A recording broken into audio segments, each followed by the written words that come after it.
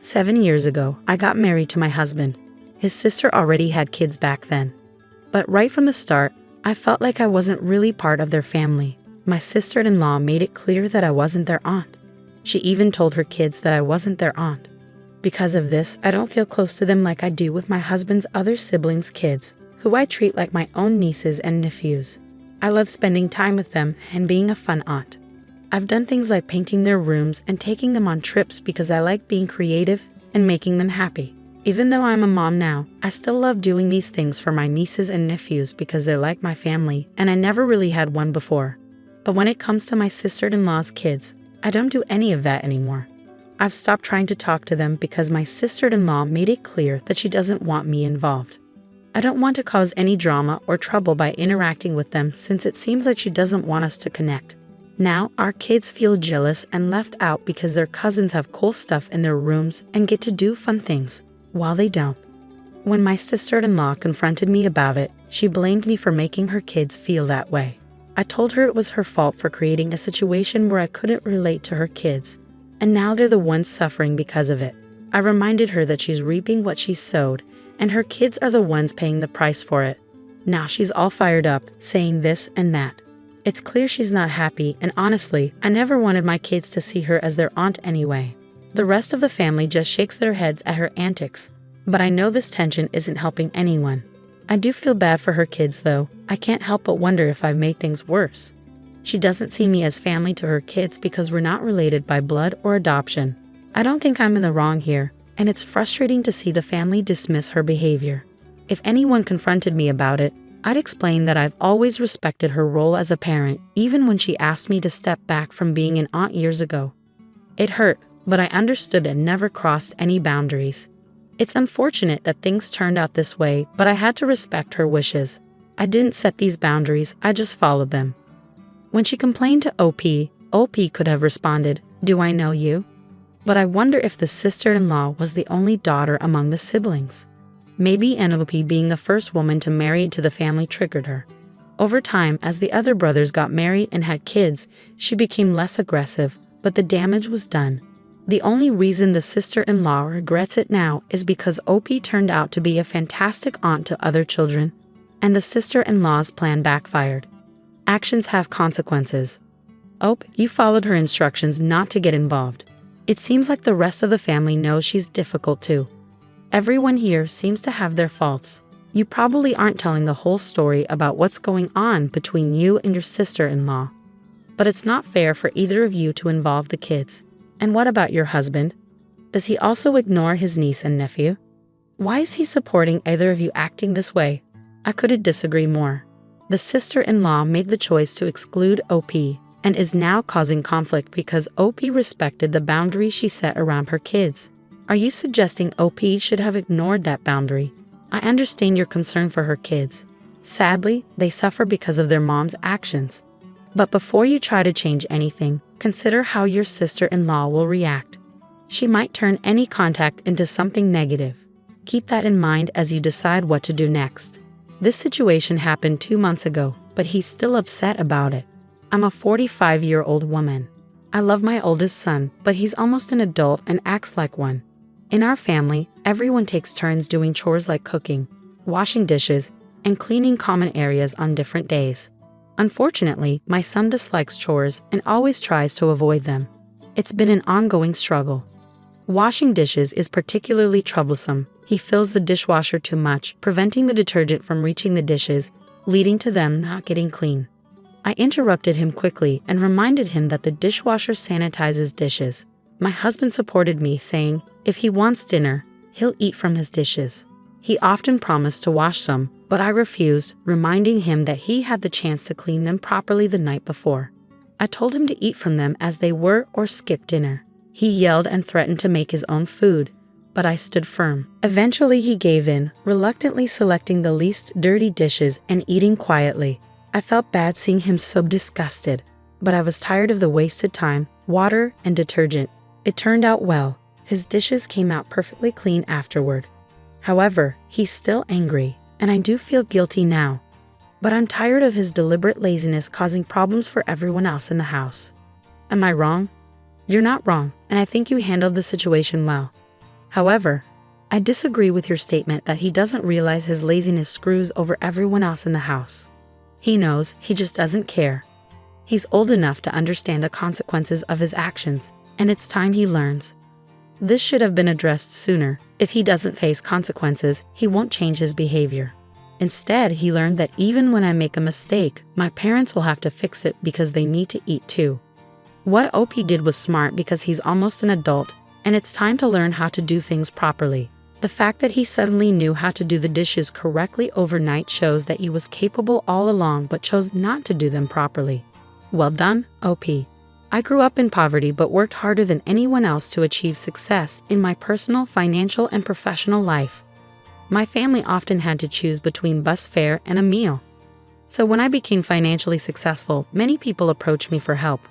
I helped them out of compassion and understanding, knowing how much a small gesture can mean to someone in need. However, many of those I helped started to see me as their personal ATM. I never faced this issue with people who were already financially stable. They would have been embarrassed to ask. While I don't spoil my kids, we do live comfortably in a nice house in a good neighborhood, and I expect them to work hard and excel in school. My eldest son, a teenager, got into trouble for telling a peer that he didn't want to be friends because of his financial situation. A teacher overheard and reacted strongly. Unlike that teacher, I took the time to understand the context and facts before responding. My son then began spending time with Austin. Austin would often lament about not having money to participate in activities, so my son would sometimes cover for him. Like when they went to see Top Gun and Austin couldn't afford a ticket, my son paid for him. However, things got uncomfortable when Austin began to expect my son to foot the bill regularly. The tipping point came when they went to AITA with friends, and Austin assumed my son would pay for his meal too. While my son only ordered onion rings, Austin indulged in a full meal, dessert, and milkshake. Later, my son vented to their friends about how little money he receives from me, and yet he still has to work as a tutor, only for Austin to take advantage of his generosity. Consequently, their friends distanced themselves from Austin. A few weeks later, in class, Austin wondered why he wasn't being invited to hang out anymore. My son replied, because he's tired of covering for him. Austin responded, but I'm poor. My son sarcastically remarked, oh, so you're too poor to be friends with? Maybe I should quit school and get a job like him. This exchange prompted a call from the teacher. I clarified the context of the conversation to the teacher, as she wasn't receptive when my son tried to explain it. She labeled my son as mean and threatened detention. I informed her that I would advise my son not to serve detention for this incident and asked her what she planned to do about it. She ultimately dropped the matter. Edit. It's important to note that Austin isn't in extreme poverty. He has access to resources like last year's iPhone. He has the ability to work like other kids at their school, but chooses not to. You're not in the wrong here. Consider discussing with the head teacher the emotional toll on your son, who has been coerced into giving money repeatedly, and how the last incident bordered on theft. Your son deserves support in standing up to emotional manipulation and bullying, and he has the right to end the friendship. The teacher should have heard the whole story before jumping to conclusions. Everyone involved made mistakes here. While your son's outburst might warrant detention, it's not ideal for you to interfere with a teacher's disciplinary actions unless there's a significant issue with her approach. It might be beneficial to help your son improve how he expresses himself to avoid more serious consequences in the future. I agree, your son has the right to stand up for himself. But the way he expressed it could have been kinder. A more effective approach would have been to say something like, I don't want to be friends with someone who takes advantage of me, which addresses the real issue without targeting Austin's financial situation. Being overly confrontational with someone who feels entitled might lead to further trouble. Given the circumstances, your son's response wasn't entirely unreasonable. It was a sarcastic retort to someone making excuses for their behavior. The teacher's refusal to listen to the full story and her decision to focus on a poorly worded phrase taken out of context didn't help the situation. I know it might sound odd, but I don't think I'm in the wrong here. I just need some other perspectives on this. My brother, who dropped out of high school, recently got married to his wife, who has similar qualifications, at the young age of 19. I'm 23, just to give some context. The situation is complicated, But basically, my brother's mother-in-law pushed them into getting married because she wanted a grandchild as soon as possible. Unfortunately, my own mother went along with it, which I find frustrating. Now my new sister-in-law is expecting, which confirms my suspicions. I know I might seem disrespectful, but I'm not happy about it. We're not well off financially. My dad, who used to be assertive, didn't step in to prevent this situation. Ironically, he persuaded me against attending the college I wanted because of the high tuition fees. To cover the wedding costs, my dad borrowed money from my uncle, his brother, and now he's pressuring me to repay it because my brother and sister-in-law, being young and expecting, can't afford to. They told me they're in too much debt to get a loan from a bank, so it falls on me since I'm debt-free with savings and a job. When they brought this up, I didn't say anything. I just laughed and left. Now they're bombarding me with calls and texts asking for financial help, but I refuse to budge. It feels like we're living in completely different realities. It's not about culture or anything like that.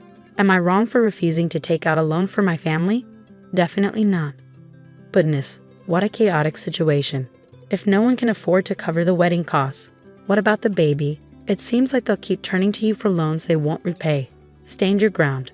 This isn't your problem to fix, so don't entertain further discussions about it. If they can't afford a lavish wedding without a substantial loan, maybe they should prioritize their resources for the baby instead.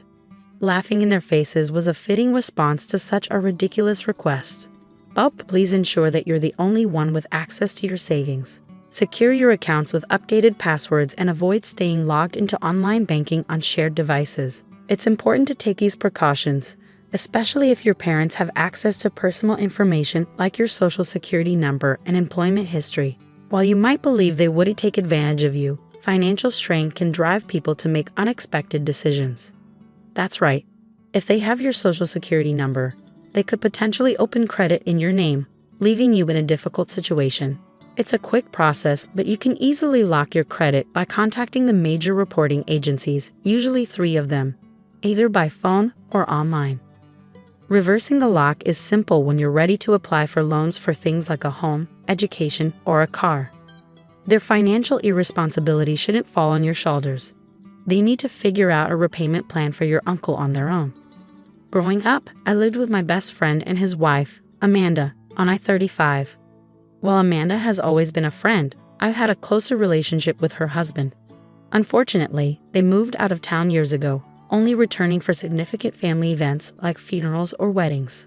A few months back, Amanda visited for her sister-in-law's bachelorette party, despite feeling uneasy about it due to her sister-in-law's mistreatment stemming from jealousy or other issues. Wanting to ease her nerves, I offered to pick her up from the airport and take her out for drinks afterward. However, I made a mistake and forgot to add it to my calendar.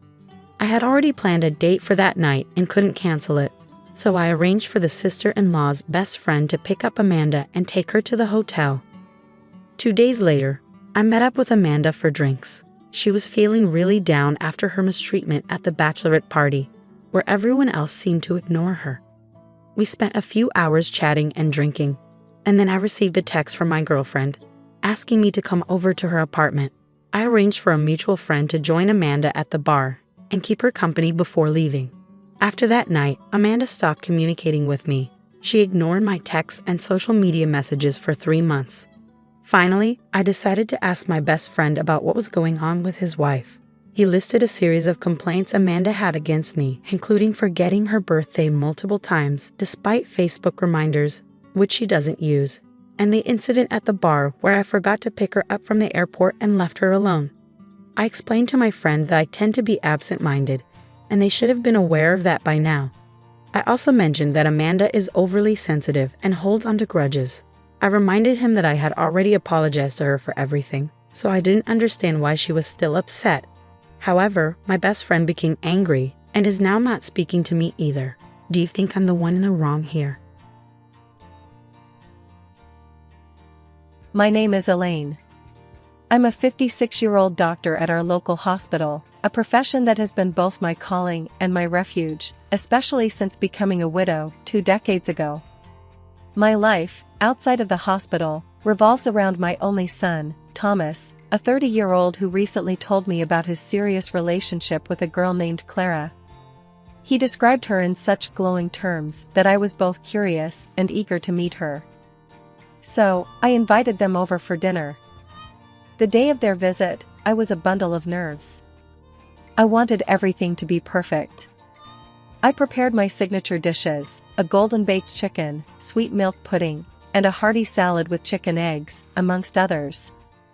I hoped these familiar comforts would make Clara feel welcome. When they arrived, Clara was noticeably thin and somewhat pale, but I brushed off my initial concern, attributing it to nerves or perhaps a dietary choice I wasn't yet aware of. I greeted them warmly.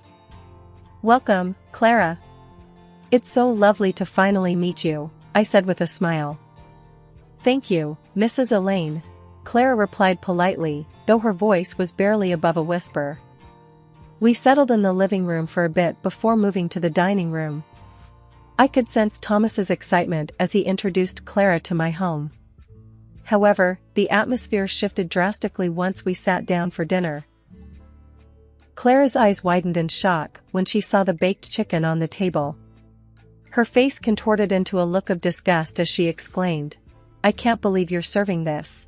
I'm a hard vegetarian. I don't eat such things." Thomas turned beet red. "Mom, I'm so sorry, I should have told you about Clara's diet," he stammered. Clara cut in sharply, "Thomas, you're such a fool. How could you not mention something so important?" I was taken aback by her harsh words. It was uncomfortable to see Thomas being scolded like that. Quickly trying to remedy the situation, I offered, "Clara, I'm sorry about the misunderstanding. Perhaps you'd like to try some of the other dishes? Do they have any animal products? Eggs? Milk?" Clara interrogated, her tone accusatory. "Yes, they do," I replied, feeling a growing sense of unease. She slammed her hand on the table, pushing away the dishes. "I can't even stand the sight of them." Clara stood up abruptly and stormed out of the house, leaving Thomas to mutter an apology before running after her. Several months after the disastrous dinner, Thomas and Clara's wedding day arrived. Despite my reservations about Clara, I put on a brave face for my son's sake. The wedding, as I'd been forewarned, was entirely vegetarian. I had never been to a wedding like this before, and neither had most of our family. As I walked into the venue, I couldn't help but feel out of place. The decorations were beautiful, but the atmosphere was unfamiliar.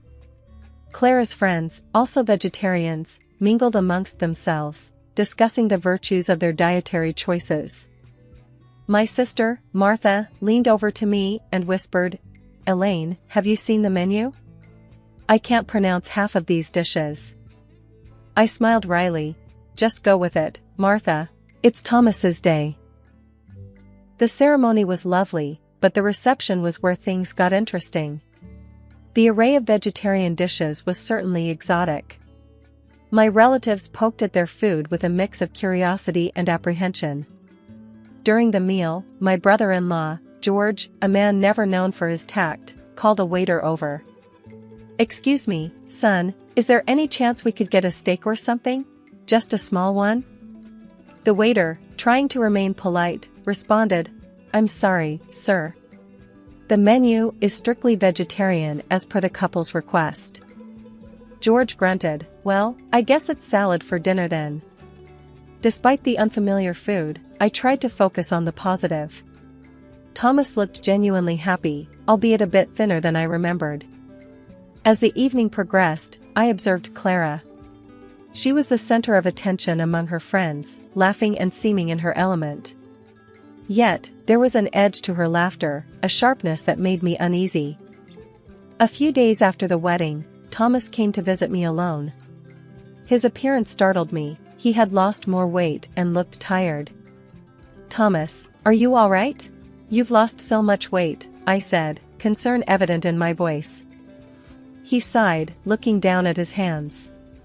"Mom, Clara's been, well, she's put me on a strict vegetarian diet too. Says it's non-negotiable." I was taken aback. "But, Thomas, your job is physically demanding. You need a balanced diet." He shrugged helplessly. I know, Mom, but I want to make her happy. It's been hard adjusting. I watched him leave later, feeling a mix of sadness and frustration. Clara's influence over him was more profound than I had feared. My son, once so vibrant and full of life, now seemed a shadow of his former self. After several sleepless nights, filled with worry about Thomas, I decided it was time to take action. I couldn't stand by and watch my son's health deteriorate. With a heavy heart, I picked up the phone to call Clara, Thomas's wife. I hoped that as a doctor, I could express my concerns in a way that would resonate with her. Hello, Clara. It's Elaine, Thomas's mother. I hope I'm not calling at a bad time. I began, my voice as warm and friendly as I could muster. What do you want, Elaine? Clara's voice was cold, distant.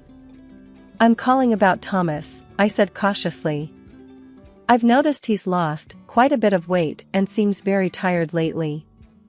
I'm worried it could be related to his new diet. Clara let out a sigh, audibly annoyed. Look, Elaine, Thomas is perfectly fine. He's just adapting to a healthier way of eating. You're overreacting. I understand your perspective, Clara, but as a doctor, I see signs of nutritional deficiencies in Thomas. He works a physically demanding job, and a strict vegetarian diet without proper planning can lead to health issues. I explained, trying to keep the conversation civil and factual. Elaine, I don't need a lecture on nutrition from you. We've done our research. Thomas is on a balanced vegetarian diet, and that's that. You're not a dietitian, Clara retorted sharply. But Clara, there are certain nutrients that are hard to get from a vegetarian diet alone, especially for someone with Thomas's lifestyle.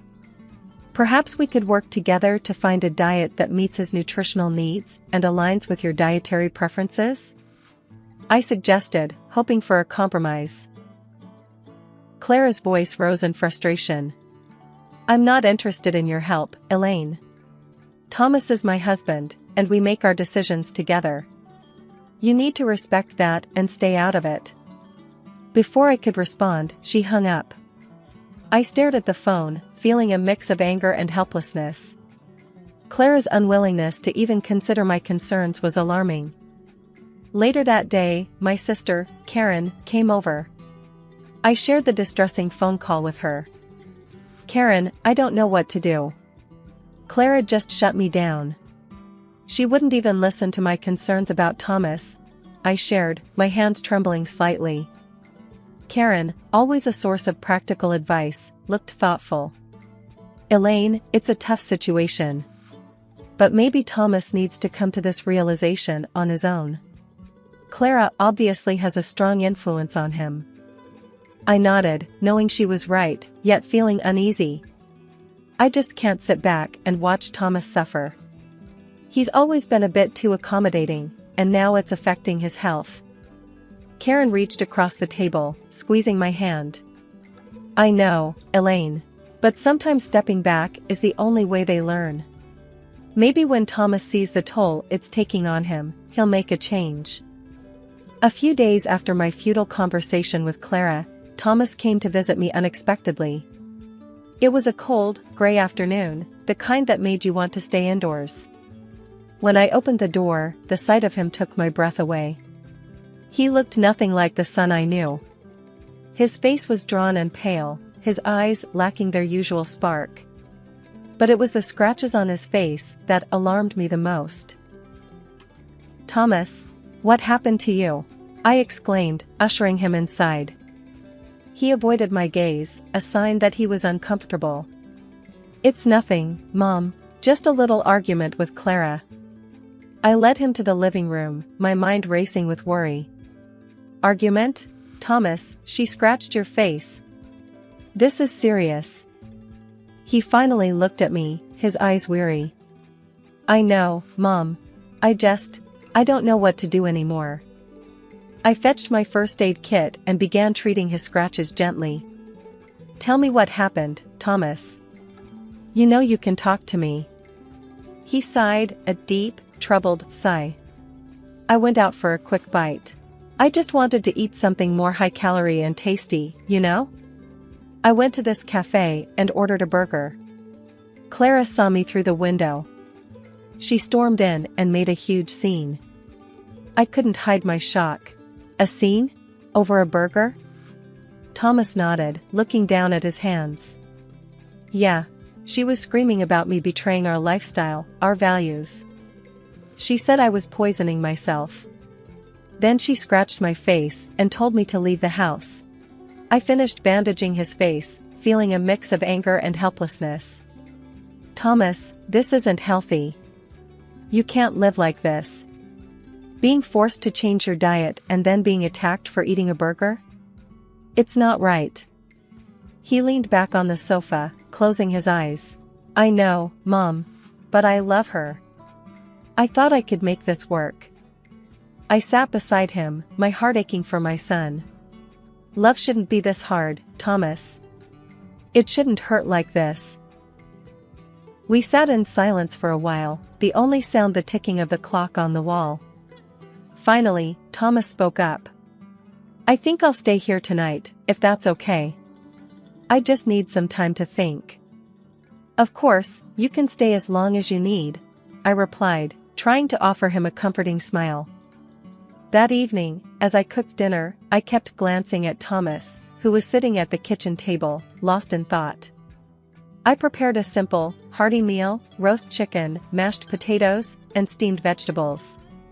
The kind of food I knew he loved. As we ate, I tried to lighten the mood. Remember when you were a kid, and you wouldn't eat anything but chicken nuggets for a week? Thomas managed a small smile. Yeah, I was a picky eater. But I always loved your cooking, Mom. I reached across the table, squeezing his hand. You're always welcome here, Thomas. You're my son, and I just want you to be happy and healthy. He squeezed back, a glimmer of the old Thomas in his eyes. Thanks, Mom. I really needed this. The next couple of weeks passed in a blur of worry and sleepless nights. Then, one ordinary Thursday, my world was rocked by a phone call that every parent dreads. It was the hospital. Mrs. Parker, your son Thomas was brought in this morning. He's been in an accident, the voice on the other end said, calm yet impersonal. My heart skipped a beat. Is he all right? What happened? I asked, trying to keep my voice steady. He's stable now, but he lost consciousness at the wheel. He's lucky, the injuries aren't serious. You can come and see him, the caller replied. I hurried to the hospital, my mind racing with 1,000 fears. When I arrived, I saw Thomas lying in a hospital bed, looking even more pale and thin than before. Thomas, oh my God, are you all right? I gasped, rushing to his side. He managed a weak smile. I'm okay, Mom. Just a bit shaken up. A doctor I knew, Dr. Simmons, came into the room. Elaine, we've given him a thorough checkup. Physically, he's fine, just a few bruises. But his blood tests show signs of malnourishment. It seems he fainted due to low blood sugar. I turned to Thomas, my worry turning into anger. Malnourishment? Thomas, is this because of your diet? Thomas avoided my gaze, nodding slightly. I guess I haven't been eating properly. Clara's been so strict about the diet. I turned to Dr. Simmons. Can we make sure he gets a proper meal here? Something substantial? Of course, Elaine. We'll take care of him, Dr. Simmons assured me. I sat by Thomas's bed, holding his hand. Thomas, this has to stop. You could have been killed. All because of this diet.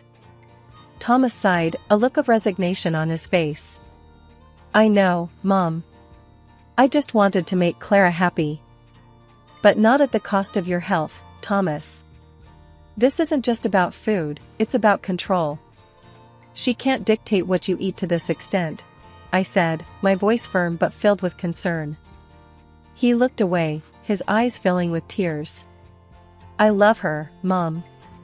I thought love was about compromises. Compromises, yes. But not like this. Not when it puts you in danger, I replied, squeezing his hand. We sat in silence for a while, the beeping of the heart monitor the only sound in the room. Thomas eventually drifted off to sleep, exhausted from the ordeal. I tried to call Clara, but she didn't answer the phone. Maybe she was afraid of my reaction to what had happened, or maybe she didn't care. After Thomas was discharged from the hospital, I insisted he stay with me for a while. Clara didn't mind. At least she didn't reply to my message. Thomas needed proper care, and I wanted to make sure he got back on his feet, both physically and emotionally. The first evening at my house, I prepared a hearty meal. As I set the table, I could see Thomas eyeing the food with a mix of hunger and hesitation. "Mom, this looks amazing, but I don't know if I should." "Clara might not like it," Thomas said, a troubled look crossing his face. "Thomas, right now, you need to focus on your health. Clara isn't here, and you need to eat," I responded firmly, serving him a generous portion of roasted chicken and vegetables.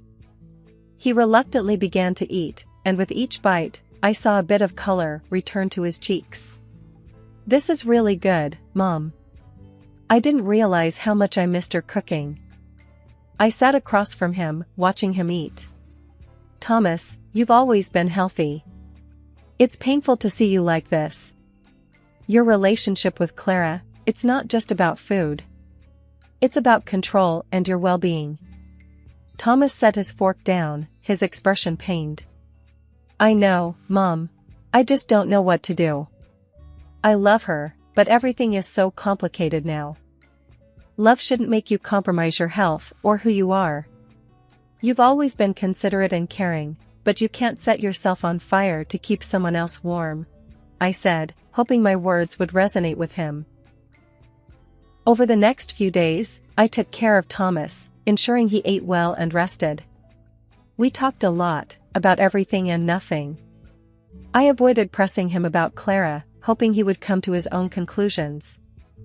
One evening, as we were sitting in the living room, Thomas spoke up. "Mom, I've been thinking a lot. Maybe I've been trying too hard to please Clara, losing myself in the process." I nodded. "It's important to find a balance, Thomas. In a relationship, both people should feel valued and respected." He looked at me, a newfound determination in his eyes. "I'm going to talk to Clara. I need to be honest about how I feel, about the diet, and everything else." I reached over, squeezing his hand. "Whatever you decide, Thomas, I'm here for you. Just remember, your health and happiness are what's most important." As Thomas went to bed that night, I felt a mix of hope and apprehension.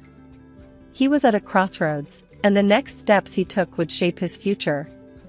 All I could do was support him and hope that he found the strength to make the right decisions for himself. The situation escalated quickly when Clara, Thomas's wife, burst into my house during lunch. Thomas was just starting to look a bit better after days of proper nutrition at my place. "Thomas, what are you doing?" Clara shrieked as she saw him eating the chicken broth I'd made. Thomas looked up, startled. "Clara, I'm just..." "You're betraying our lifestyle again. I can't believe this." Clara was livid, her eyes blazing with anger. Before I could intervene, she knocked the bowl of broth from Thomas's hands, sending it crashing to the floor. I stood up, my own anger rising at her irrational behavior. "Clara, that's enough. You're in my house, and I won't tolerate this behavior," I said firmly. "You're poisoning him, Elaine, with your meat and your old-fashioned ideas," Clara shouted, turning her wrath towards me. Thomas tried to calm her down. "Clara, please, let's just talk about this." Ignoring him, Clara pulled out her phone. "I'm calling the police. I won't let you harm him any further." Thomas and I exchanged a look of disbelief as Clara dialed. Within minutes, a police car pulled up outside, and 2 officers came to the door. "What seems to be the problem here?" one of the officers asked, looking between Clara, Thomas, and me. Clara immediately began, pointing a finger at me. "She's been forcing my husband to eat meat.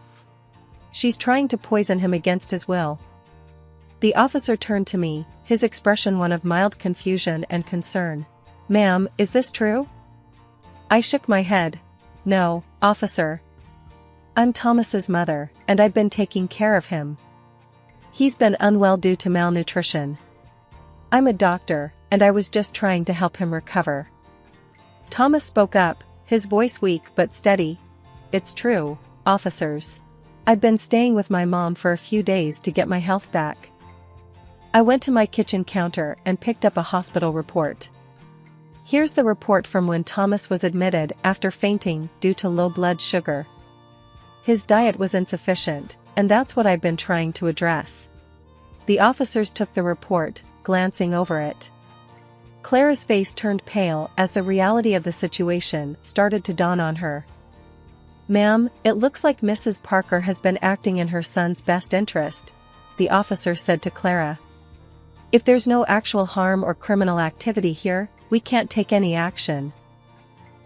Clara was speechless, her earlier fury deflated. The officers advised her to resolve the matter peacefully and left. Thomas looked exhausted by the whole ordeal. "Clara, I think you should go. We need to talk, but not now. Not like this."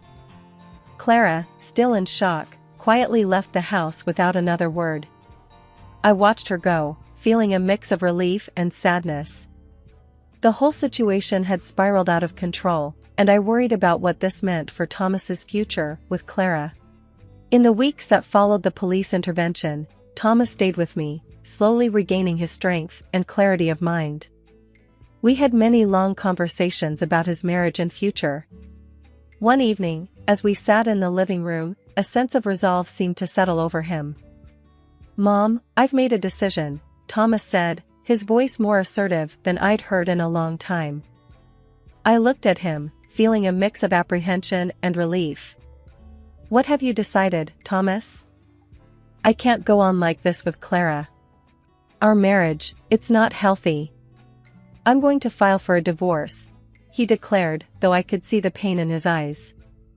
I reached out, taking his hand.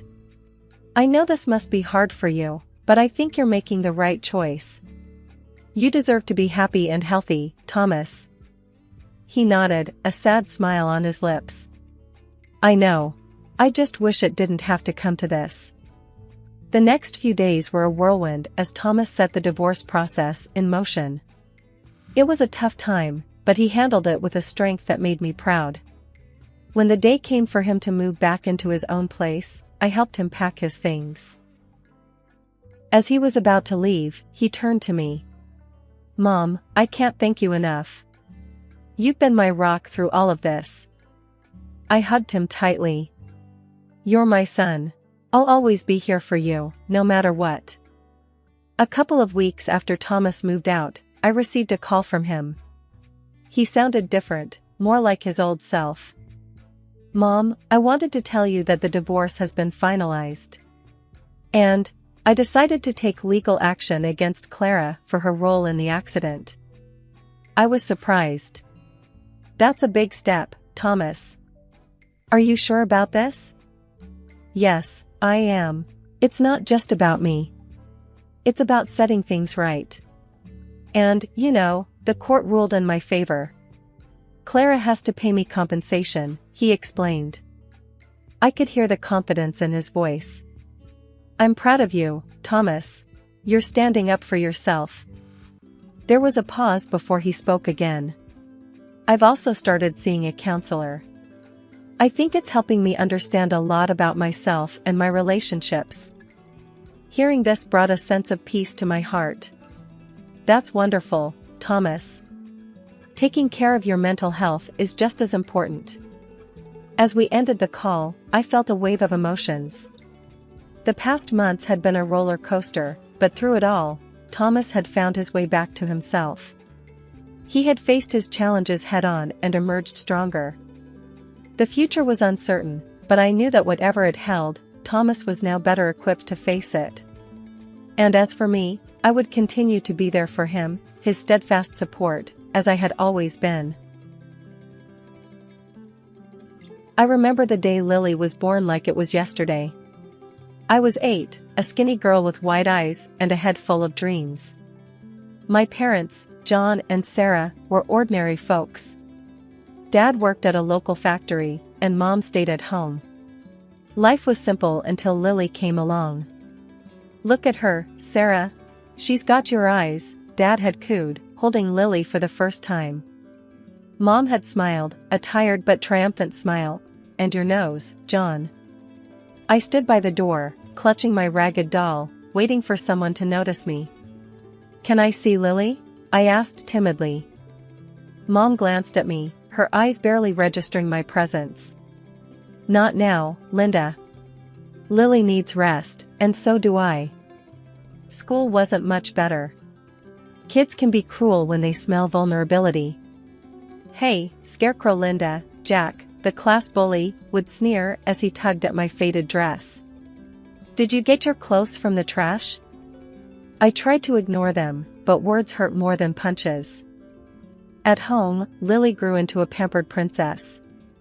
She'd scribble in my textbooks and giggle. "Look, Linda, I'm helping you with homework." I'd sigh. "Lily, please don't do that.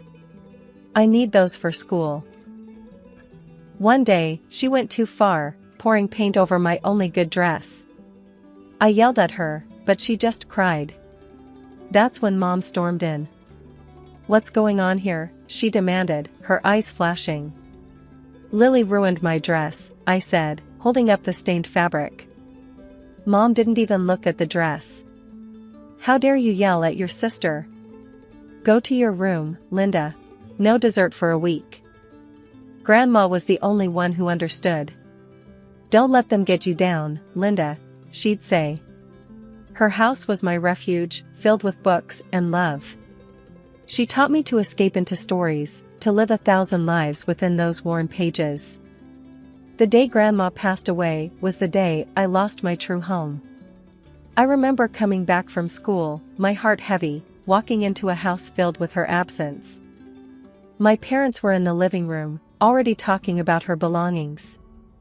"We should start clearing out her stuff," Dad said, his voice devoid of any sadness. Mom was looking through a list. "And her library? Those dusty old books?" I lingered at the doorway, listening, a tightness growing in my chest. "Just get rid of them," Dad shrugged. "Who needs all that old paper?" I couldn't hold back anymore. "Can I have Grandma's books?" I blurted out, stepping into the room. "Please?" They both turned, almost surprised to see me. "Sure, take them," Mom said dismissively. "We don't have any use for them anyway." I spent the next days transferring Grandma's books to my room, each one a piece of her I wasn't ready to lose. Life moved on in its cruel pace. As high school came to an end, my parents made an offer I didn't expect. "We'll pay for your college," Mom announced one evening. "You can study accounting or something practical." I remember feeling a mix of surprise and suspicion. "Really? Why?" I asked. "It's our duty," Dad said. "Just don't expect any more handouts after this." College was my escape, a chance to be more than just the overlooked sister. But even that came with its price. A few weeks into my part-time job at the library, Mom cornered me. "You're making money now. It's only fair you start paying us back for your tuition." I was stunned. "But you said you'd pay for my college." "I didn't ask for this." "Don't be ungrateful," she snapped. "Half your salary, that's the deal." The injustice of it burned in me, but I had no choice. Half of what little I earned went straight into their pockets. Years passed in this exhausting cycle: work, study, pay my unfair dues. My graduation was supposed to be a celebration, but it felt more like a reminder of the shackles I couldn't escape. At the dinner table, with Lily smirking beside me, my parents dropped another bombshell. "Now that you're working full-time, we expect you to continue paying us," Dad said, as if it was the most natural thing in the world. "What?" I was incredulous. "But I've been paying you all through college." When does this end? It ends when we say it does, Mom said coldly. You owe us, Linda. I felt a mixture of anger and helplessness. This isn't fair, I protested. Life isn't fair, Dad retorted. You live under our roof. You follow our rules. And just like that, my dreams of independence, of a life where I could be my own person, were crushed under the weight of their greed and entitlement. In my room that night, surrounded by Grandma's books, I realized the stark contrast between the warmth and love they represented and the cold, calculating nature of my own family. These books were my only legacy, the only thing that connected me to a sense of belonging, of being understood. Life after college became a monotonous cycle of work and fatigue. Every payday, the same scene would unfold at home. Linda, have you got your paycheck yet? Mom would ask, her hand already outstretched, the moment I stepped through the door. I'd hand over half of my earnings without a word. It had become a routine, a bitter pill I swallowed each month. One evening, I mustered the courage to confront them. Mom, Dad, I've been thinking, I began hesitantly. Maybe I can start keeping a bit more of my salary. I need to save up, maybe for a place of my own. Mom's expression hardened. Your own place? Don't be ridiculous. You owe us, Linda. We paid for your education. But I've been paying back. Isn't that enough? I protested, feeling a surge of frustration. Enough? You think a few $1,000s cover your debt to us? Dad's voice rose. We raised you, fed you, clothed you. You owe us for a lifetime. I felt my heart sink. But I never asked for any of this. I just wanted to go to college. And who do you think paid for that? You think that was free? Mom snapped. No, Linda, you'll continue paying us, just as you have been. The unfairness of it all was suffocating. I had hoped, foolishly, that they might see reason, but their entitlement knew no bounds. Lily, ever the favored child, never missed a chance to taunt me. Look at our little accountant, can't even afford a new dress, she'd sneer, flaunting the latest gadget or outfit they'd bought her. I remember one particularly hard day at work. I had stayed late, trying to finish a complex report. Exhausted, I reached home to find my family had ordered takeout, my favorite Thai food. For a moment, my spirits lifted. Is there any left for me? I asked, hopeful. Mom shrugged. You should have been here earlier. Besides, you can buy your own food with your big salary. I retreated to my room, too tired to argue. Dinner that night was a stale sandwich and a cup of tea. Alone in my room, surrounded by the comforting presence of my grandmother's books, I felt the full weight of the life I was trapped in. I longed for more, for freedom, for a chance to live for myself. But every attempt to break free was met with guilt trips and reminders of a debt that I was beginning to realize might not even be mine. My life at home had become a ceaseless routine of work and servitude. Each day, I'd return from my job as an accountant, mentally drained, only to be greeted by the chaos of my family's demands. One evening, I came home to find the living room in a mess. Dad was lounging on the sofa, watching TV, while Lily was sprawled on the floor, surrounded by a pile of clothes. Linda, you're back. Finally, Dad said without looking away from the screen. Clean up this mess, will you? And start dinner, we're hungry. But I've just got back from work, I protested weakly, my shoulders slumping. Work? You call sitting in an office all day work? Lily scoffed, not bothering to lift her gaze from her phone. Try doing something useful for a change. Their words stung, but I was too tired to argue. Silently, I began picking up the clothes, my mind heavy with resentment. As I cooked dinner, the familiar sense of injustice gnawed at me. I was more than just their housekeeper, more than their source of income. But in their eyes, I was nothing more than an extension of their will, a means to an end. The next morning, I was met with another list of demands. Linda, take Lily shopping today. She needs new clothes. Mom instructed as I was about to leave for work. But I have a busy day at the office, I said, my voice strained with frustration. Oh, what's more important? Your job or your family? Mom retorted, her tone sharp. The irony of her words wasn't lost on me. My job was important only when it benefited them. Reluctantly, I agreed to take Lily shopping after work, sacrificing the little personal time I had left. At the mall, Lily flitted from store to store, her excitement in stark contrast to my growing despair. Isn't this dress cute, Linda? She gushed, holding up an expensive designer dress. Buy it for me. You owe us, after all. I looked at the price tag and felt a pang in my chest. Lily, this is too much. I can't afford this. Can't afford it? But you're the big earner in the family, she taunted, her voice dripping with sarcasm. Stop being so stingy. I bought the dress, my heart heavy with the knowledge that this was just another link in the chain that bound me to them. That night, as I lay in bed, I realized that my life had become a cycle of giving my time, my money, my energy, with nothing in return. I was trapped in a life of servitude, catering to the whims of a family that saw me as nothing more than a resource to be exploited. The day of my 30th birthday dawned just like any other day. I woke up early, hoping maybe, just maybe, this day would be different. That my family would remember and we'd have a small celebration, a moment of happiness. I walked into the kitchen where Mom, Dad, and Lily were already having breakfast. Good morning, I said softly. Dad glanced up. Morning. Make sure you're not late for work. I waited, hoping for more, but there was just silence. My heart sank. They had forgotten. It was just another day for them. I tried to hide my disappointment as I prepared my breakfast. The clock ticked away, each second a reminder of how little they cared.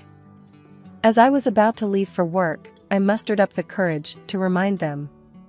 You know, today is my birthday, I said, my voice barely a whisper.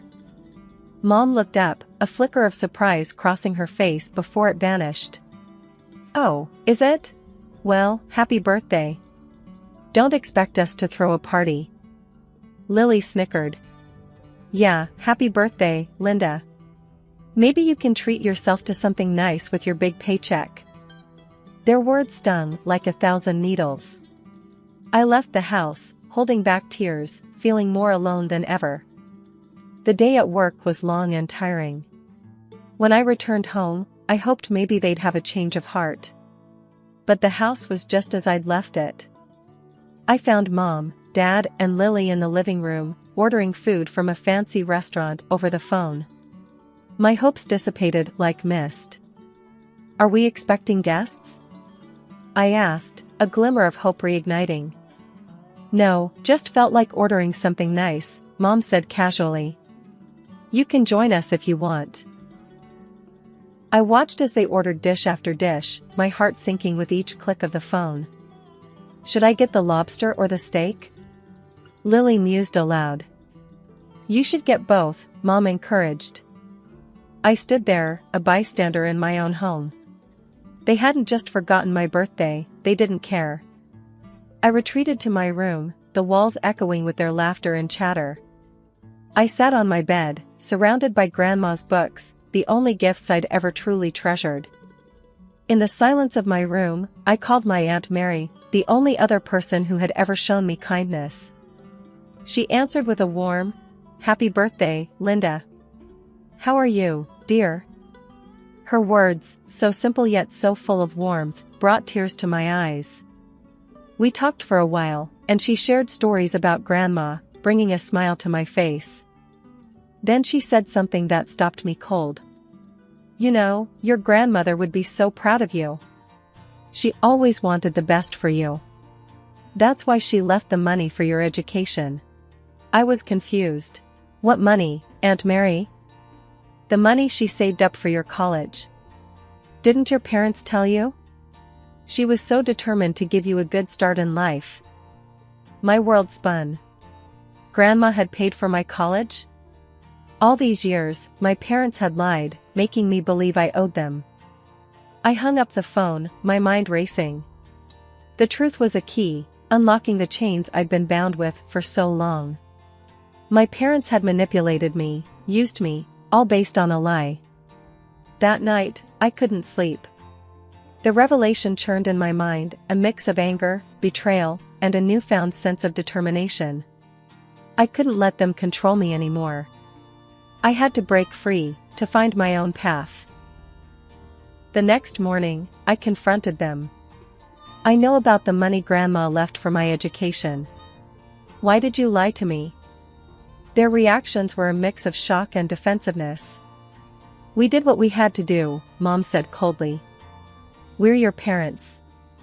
It's your duty to support us. Duty? You lied and made me your servant. I exclaimed, my voice trembling with emotion. Dad just rolled her eyes. Drama queen. You should be grateful we let you live here. That was the final straw. I was done being their scapegoat, their cash cow. It was time for me to take control of my life. The morning after my birthday was a new beginning. The sun seemed brighter, the air fresher, as if the world was acknowledging my resolve. I had packed my things quietly, trying to avoid any early confrontations. But as I was about to leave, Mom and Lily confronted me in the hallway, blocking my path. Where do you think you're going with those bags? Mom asked, her eyes narrowing. I'm leaving, I stated, my voice steady despite the pounding of my heart. Mom's tone turned pleading. Linda, you can't do this to us. We're your family. Where will you go? Anywhere but here, I said, stepping around them. I deserve better than this. I deserve a life. As I walked out the door, I felt a weight lift off my shoulders. The shackles of guilt and obligation that had held me down for so long were finally broken. I didn't look back. I walked towards the bus stop, my heart filled with a mix of fear and excitement. I was stepping into the unknown, but for the first time, it was a path that I had chosen for myself. On the bus, I called a number I had written down a few months back, an advertisement for an apartment rental. The voice on the other end was friendly and understanding. By the time the bus reached my stop, I had arranged to view the apartment later that day.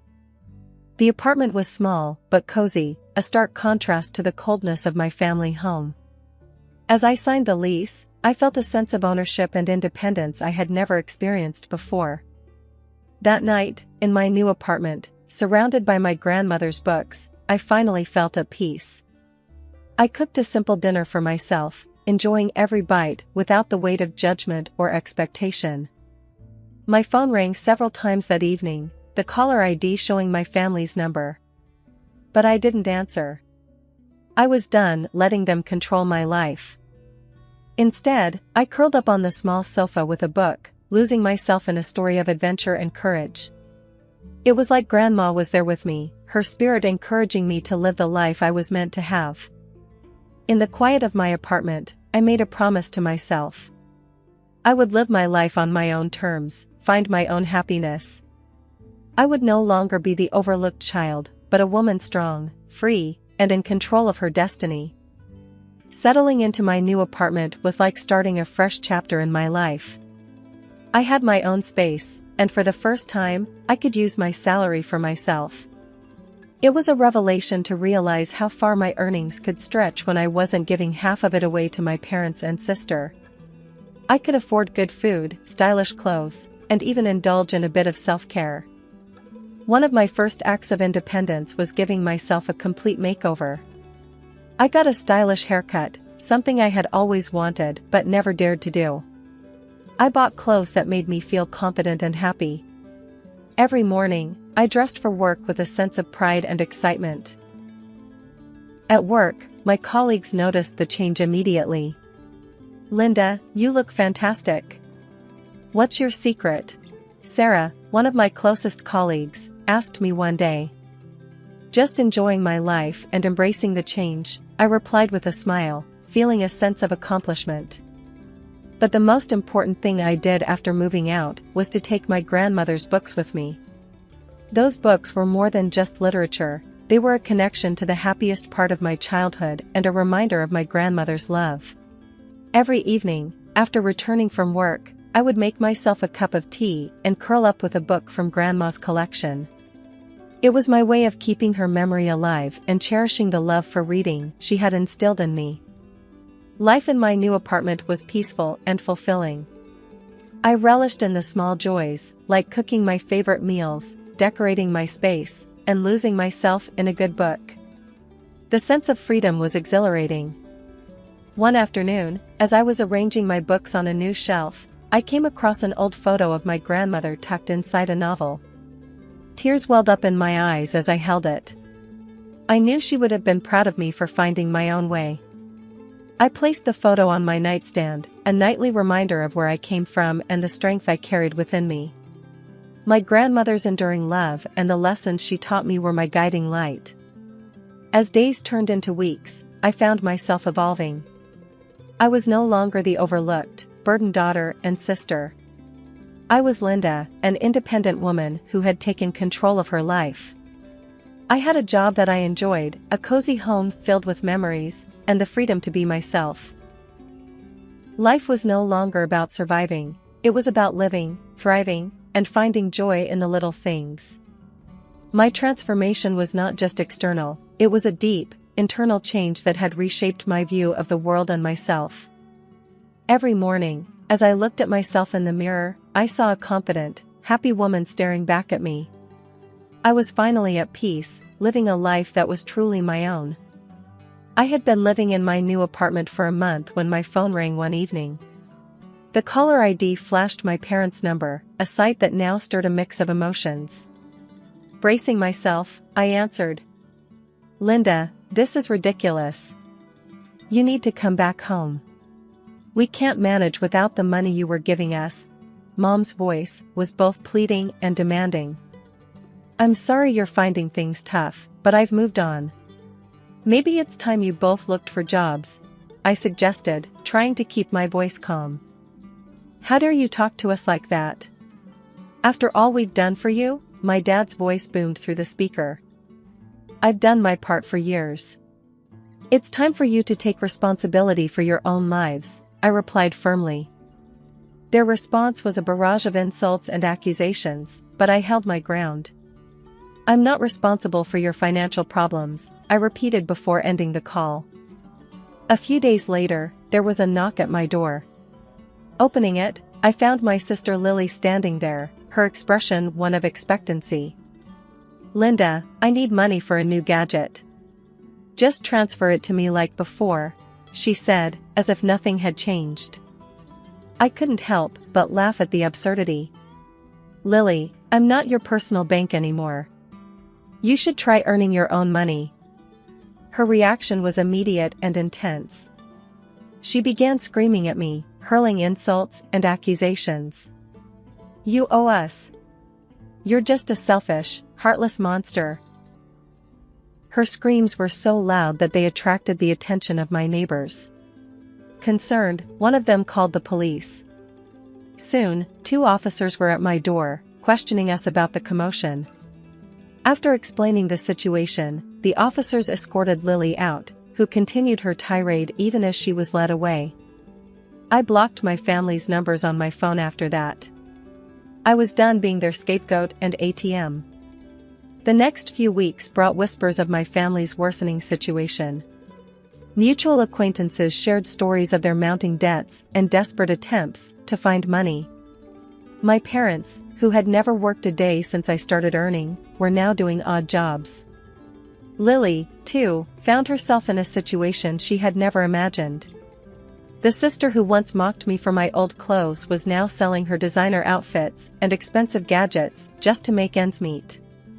Despite a fleeting sense of pity, I reminded myself of their years of neglect and exploitation. They had chosen this path, and it was their responsibility to navigate it. In my world, life was blossoming. My job was going well, and I was enjoying my newfound freedom and independence. My apartment, once a distant dream, was now my haven of peace, filled with memories of my grandmother and her books.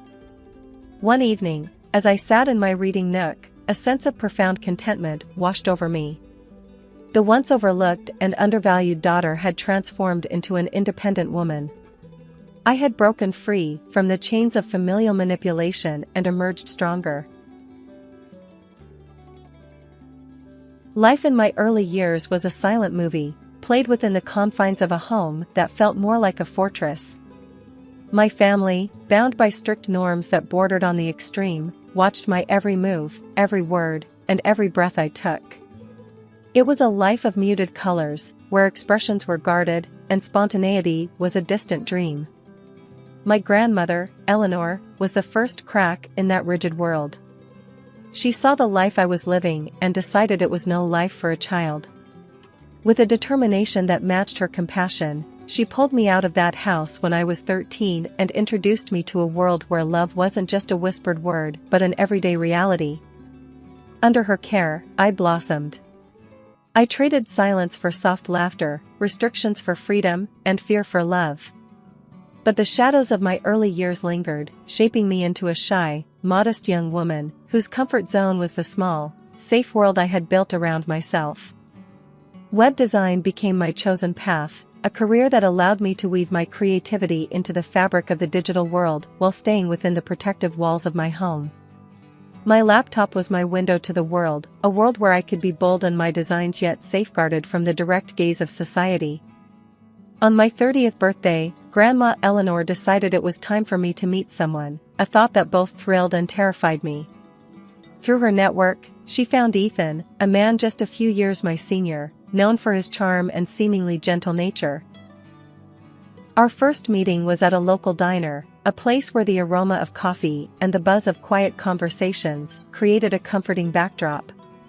Ethan walked in, his presence like a new chapter waiting to be written. "Lily, right? Your grandma's told me so much about you. Heard you're quite the artist with your web designs," Ethan said, his voice smooth, his smile easy. A blush crept up my cheeks, unaccustomed to such direct praise. "Thank you, Ethan. That's kind of you to say. And yes, design is my passion." As we talked, a connection began to form, gentle and tentative, like the first rays of sun after a long night. Ethan's words were like a balm, soothing the years of conditioned caution and reserve.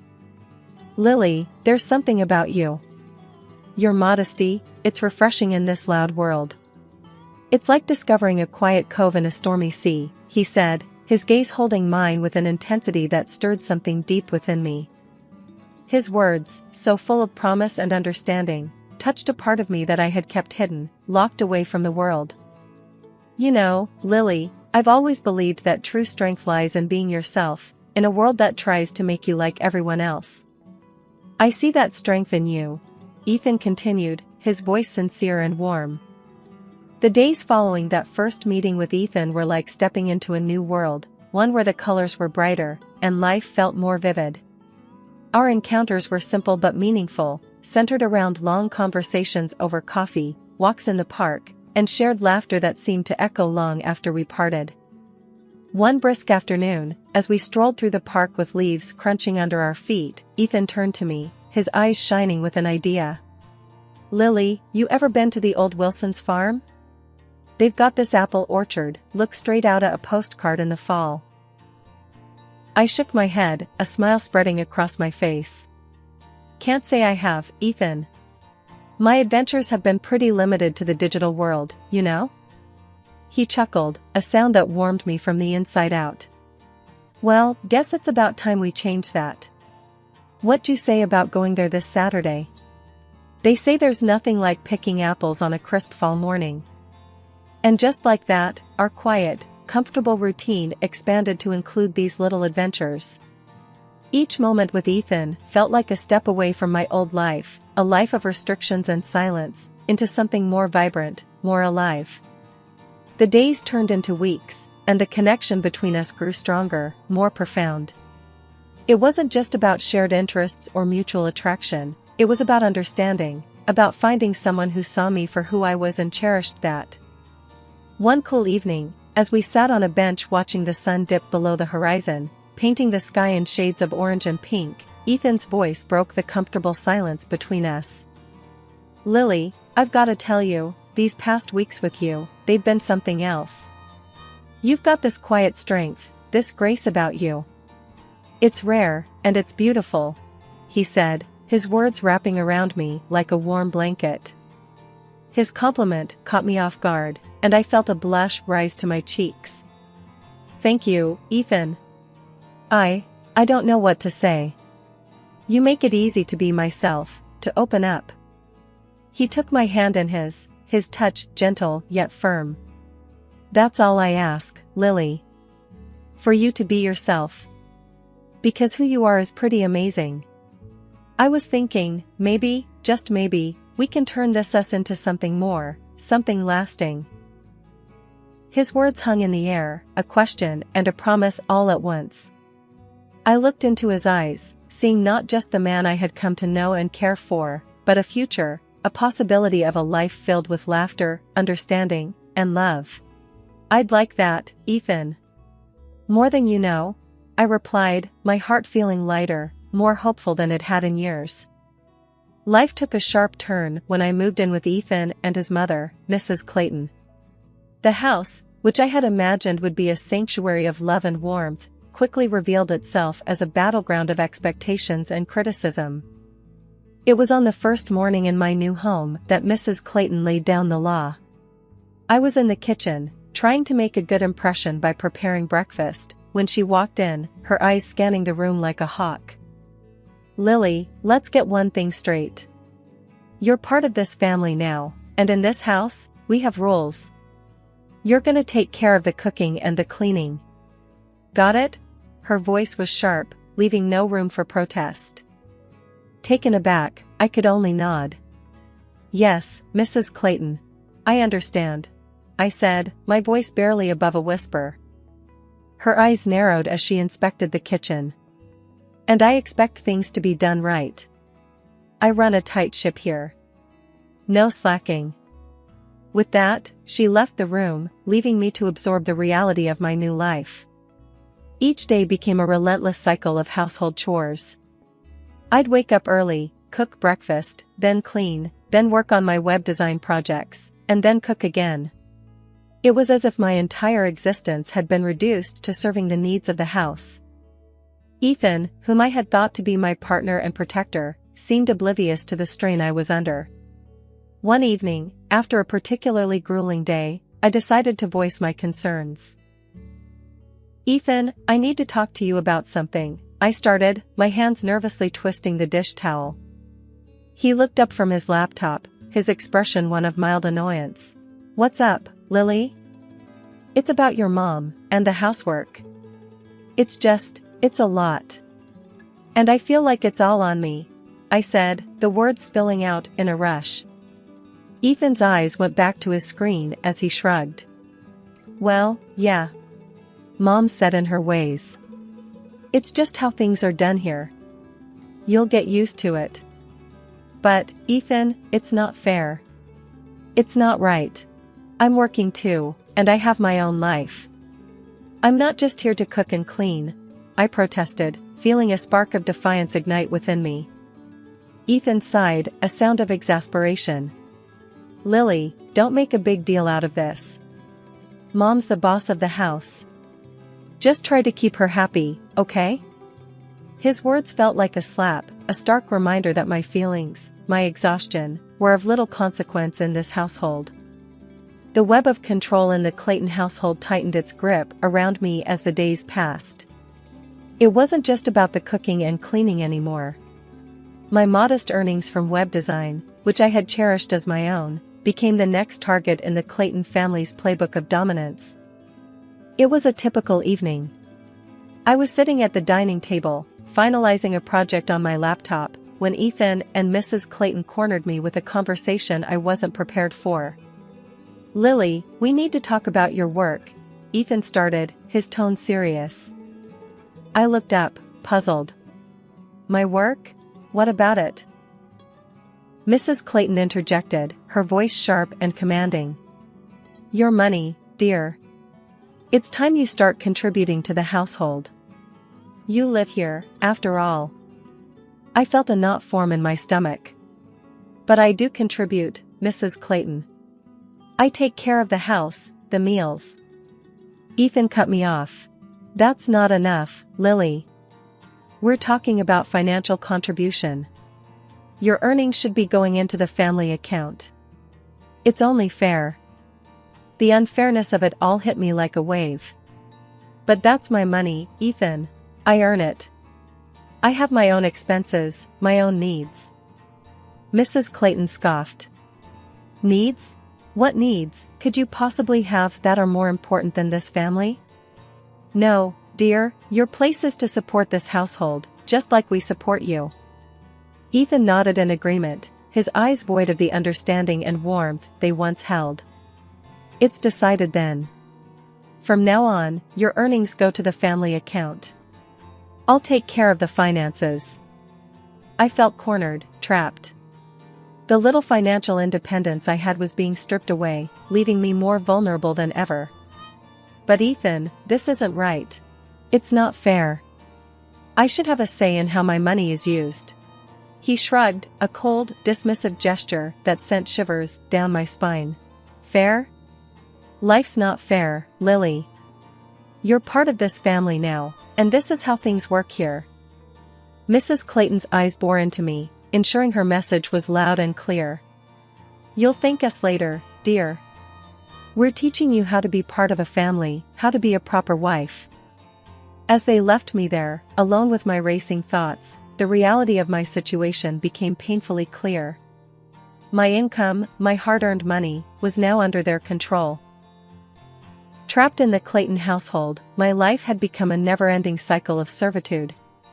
The financial control Ethan and his mother exerted over me was suffocating.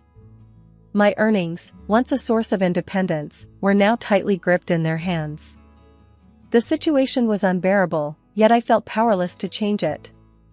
One day, I decided to seek solace in the one place I always felt understood, the web design forum. Typing away on my laptop, I poured my heart out to Sarah, a fellow designer I had befriended online. Sarah, I'm in a bad place. Ethan and his mom, they're controlling everything, even my earnings. I don't know what to do, I typed, the words on the screen blurring through my tears. Almost instantly, Sarah's reply popped up. Lily, that's not right. They're manipulating you. That's financial abuse, you know. Her words were a jolt of reality. Abuse? I typed back, the word feeling foreign yet painfully accurate. Yes, abuse. Lily, you need to protect yourself. Read up on psychological abuse and financial control. Knowledge is power, Sarah urged. Taking her advice to heart, I started reading. Books on psychology, articles on financial abuse, stories of people who had walked the path I was on. The more I read, the clearer the picture became. Ethan and Mrs. Clayton weren't just overbearing, they were abusers, using manipulation and control to keep me under their thumb. One evening, as I was absorbed in a book on psychological growth, Mrs. Clayton barged into my room, her eyes scanning the title in my hands. What's this nonsense you're reading, Lily? She demanded, her voice dripping with disdain. It's a book on personal growth, Mrs. Clayton, I replied, a newfound strength in my voice. She snorted, personal growth? Don't fill your head with such rubbish. Your place is here, taking care of this family, not reading silly books. But her words, which would have once sent me into a spiral of self-doubt, now bounced off me. I had begun to see through their game, to understand the dynamics of control and abuse. Ethan, your mother thinks my reading is rubbish, I said later that evening, hoping to find an ally in him. Ethan, however, was far from supportive. Mom's right, Lily. You're getting ideas above your station. Focus on your duties here. That's what's important. His words were a crushing blow, yet they only fueled my determination. It was clear now, I was alone in this fight. But I was no longer the timid, compliant Lily they thought they knew. The knowledge I had armed myself with was my weapon, and I was ready to use it. Life at the Claytons had pushed me to my limits. I had been enduring, silently suffering under the weight of their control and manipulation. But everything changed the day fate intervened in the most unexpected way. It was a regular morning, and I was out running errands, lost in my thoughts, when suddenly, out of nowhere, a car came speeding around the corner. Before I could react, everything went black. I woke up in a sterile hospital room, my body aching and my mind foggy. As my vision cleared, I saw Ethan and Mrs. Clayton standing by my bedside. But their expressions weren't of concern or worry, they were of irritation and anger. "Lily, what were you thinking, wandering around like that? Do you have any idea how inconvenient this is for us?" Ethan's voice was harsh, void of any warmth. Mrs. Clayton chimed in, her words sharp and cold. "Yes, and now who's going to take care of the house, the cooking, the cleaning? You've put us in quite a bind, Lily." I lay there, stunned, not by the pain from my injuries, but by the sheer lack of empathy from the people I had been living with. I'm sorry," I managed to whisper, the words tasting bitter in my mouth. Ethan's face twisted into a scowl. "Sorry doesn't cut it, Lily. We need you back on your feet, taking care of your responsibilities. This little stunt of yours is unacceptable." Mrs. Clayton nodded in agreement, her eyes scanning me with disdain. "Absolutely. And once you're back, we expect you to make up for the lost time. No slacking." Their words, their complete disregard for my well-being, lit a fire within me. It was the turning point, the moment I realized that I was nothing more than a convenience to them, a tool to be used and discarded at will. "Enough," I said, my voice stronger than I felt. "I'm not your maid, not your cook, not your ATM. I'm a human being, and I deserve respect, care, and empathy, none of which you've shown." Ethan's eyes widened in shock, clearly not expecting resistance. "Lily, you're not thinking straight. You need to calm down and think about your duties, your place in this family." But I was done. Done with being told my place, done with being treated like a nobody. "My place," I said, my voice steady, "is not here, not with you. I deserve better, and I will have better." The doctor walked in at that moment, breaking the tension. He explained my injuries, the fractures, and the long road to recovery. Ethan and Mrs. Clayton's faces fell as they realized the implications, the weeks of convalescence, the medical expenses, and the absence of their obedient housekeeper. Ethan, his voice laced with frustration, turned to me. "If you think you're going to sit back and enjoy a vacation at our expense, you're mistaken. If you're not back on your feet and fulfilling your duties in a month, consider this marriage over." For the first time, his threat didn't scare me, it liberated me. "Ethan," I said, a smile tugging at the corners of my bruised lips, "I'm ready for that divorce. It's the best news I've heard in months." Their shocked faces were the last things I saw before they stormed out of the room. Lying in that hospital bed, I realized the crash hadn't just broken my bones, it had shattered the chains that bound me. A couple of days after Ethan and Mrs. Clayton's disastrous visit, a nurse wheeled in a small cart with my personal belongings, a bag that Ethan had left for me. Among the items was my laptop, my gateway to the world and, more importantly, to my independence. As I slowly, painfully opened the laptop, the screen welcomed me like an old friend. I was about to embark on the most crucial project of my life, my liberation. I began by drafting an email to my lawyer, detailing the years of financial control, emotional manipulation, and the recent threats from Ethan and his mother. My fingers trembled, but with each word typed, I felt stronger, more in control.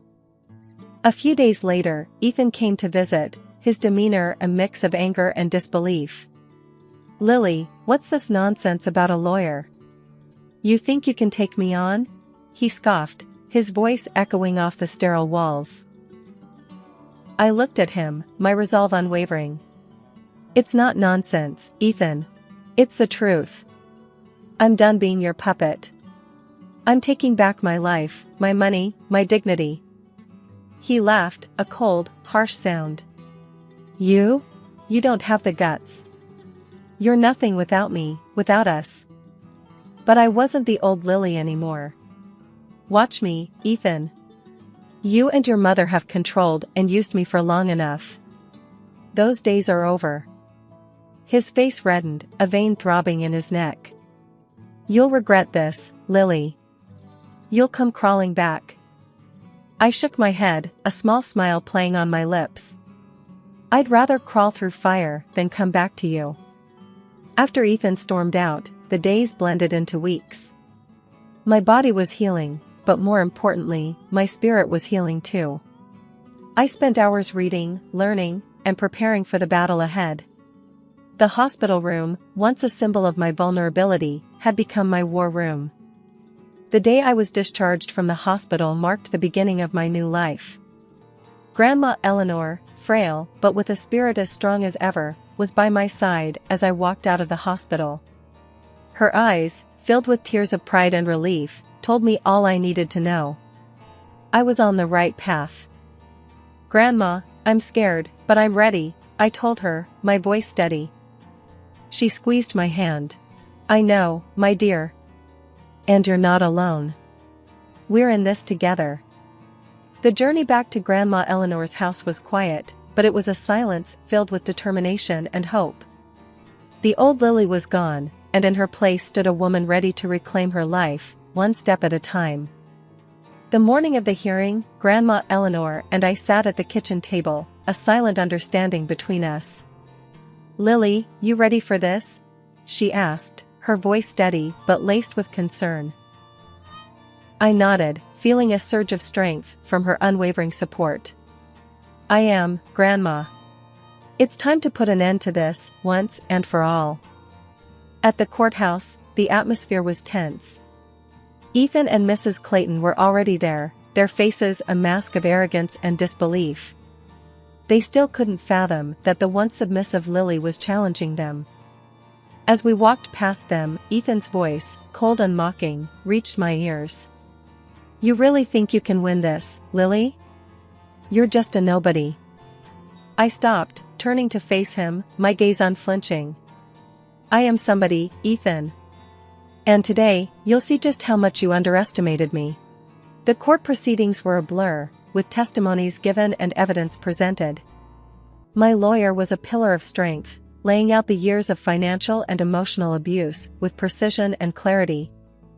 Ethan and Mrs. Clayton's lawyer tried to discredit me, painting me as an ungrateful wife.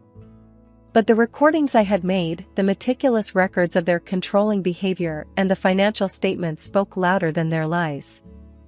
As the judge pronounced the verdict, favoring me and granting significant compensation, the look of shock and defeat on Ethan and Mrs. Clayton's faces was a sight I would never forget. Outside the courthouse, Ethan approached, his demeanor now that of a defeated man. Lily, please, let's talk about this. We can settle it without the compensation. You don't have to do this. I looked at him, the man I once believed would protect me, now a mere shadow of his former self. No, Ethan. You had your chance. You chose to control and abuse instead of love and respect. This is the consequence of your actions. Mrs. Clayton, her pride shattered, joined in, her voice trembling. Lily, please, I'm an old woman. Have some mercy. I shook my head, the final pieces of the emotional shackles they had bound me with falling away. Mercy was what I begged for when you controlled every aspect of my life, Mrs. Clayton. It's too late for that now. As Grandma Eleanor and I walked away, the weight of years of oppression lifting off my shoulders, I knew that this was more than just a legal victory. It was the triumph of justice, the affirmation of my strength, and the beginning of a new chapter. But the story didn't end there. News of Ethan's and Mrs. Clayton's actions spread, reaching Ethan's workplace. His colleagues started looking at him differently, whispers followed him around, and soon, his position at work was demoted. He was a shadow of his former self, condemned and despised for his actions. Mrs. Clayton faced her own downfall. She found herself ostracized, her name synonymous with manipulation and cruelty. Decent society closed its doors on her, her past actions casting a long shadow over her present. As for me, life was opening new doors. It was a chance to start fresh, to build a life on my terms. The battle was tough, but it led to a new beginning, a future where I was no longer a victim but the author of my own story. The final reckoning was not just an end, but a promise of a new, brighter dawn. I'm Emma, a 34-year-old photographer, recently turned full-time mom. My world, once framed through the lens of my camera, now revolved around the tiny bundle of joy sleeping in the next room. But beneath the surface of this newfound motherhood, something was amiss. The house, our once beloved sanctuary, felt like a hollow echo of its former self. The grandeur of the terrace, where Alex and I used to share dreams over morning coffees, now seemed to mock me with its emptiness. The garden, meticulously cared for, stood silent, a witness to the growing void between us. I still remember the day I came home from the hospital, our baby boy cradled in my arms. I expected warmth, tears of joy, something, anything. Instead, Alex greeted us with a glance that barely hid his indifference. "Honey, aren't you excited? Say hello to your son," I nudged, trying to mask the tremble in my voice. Alex barely glanced at our baby, his eyes void of the spark I used to know. "Yeah, he's great. I'm just not good with babies, you know? Give me time." It wasn't just the baby. The Alex I knew, the one I fell in love with, seemed to have vanished. Each day he'd return from work, his face a mask of fatigue, his words sparse and hollow. One evening, as I rocked our son to sleep, the silence became unbearable. "Alex, we need to talk. This distance between us, it's not just about the baby, is it?" He sighed, his attention fixed on some distant point beyond the walls of our once happy home. "Emma, don't start. I'm tired, work's a mess. I don't need another lecture." I felt a pang of anger, mixed with a dose of fear. "Lecture? Alex, look at us, at our family. You're a father now, and I feel like I'm doing this all alone." He finally looked at me, his eyes cold, distant. "What do you want from me, Emma? A parade? I'm here, I'm working, I'm providing. What more do you want?" The words stung, each one a reminder of the chasm that had formed between us. "I want you, Alex. The man I married. The man who promised to be by my side, not a shadow that haunts this house." He stood up, his frustration evident. "I can't deal with this right now. I'm not the enemy, Emma. Maybe you're the one who changed." Life after bringing our son home wasn't the blissful picture I had painted in my mind. It was more like a puzzle, with pieces that didn't quite fit. Alex, the man I vowed to spend my life with, was the piece that had shifted the most. His late nights at work were becoming a pattern, a repeat of a past I thought we had buried deep. One chilly evening, as I cradled our son, trying to soothe his fussiness, the sound of the front door creaking open broke the monotony. Alex walked in, his face drawn, his eyes avoiding mine. "Back late again, huh?" I said, my voice laced with a tiredness that went beyond physical. Alex just grunted, tossing his keys on the table. "Work's a mess. You wouldn't understand." The sharpness in his tone stung. "Wouldn't understand?" "Alex, I've been there. Remember the late nights in the studio, the deadlines? I get it. But this is different. You're different." He scoffed, loosening his tie with a jerk. "Different how?" "Because I'm trying to provide for this family? Because I'm not jumping with joy every minute?" I bit back the retort that spurned to my lips, choosing my words carefully. "It's not about providing, Alex. It's about being present. You barely look at your son, you barely talk to me. It's like you're here, but you're not.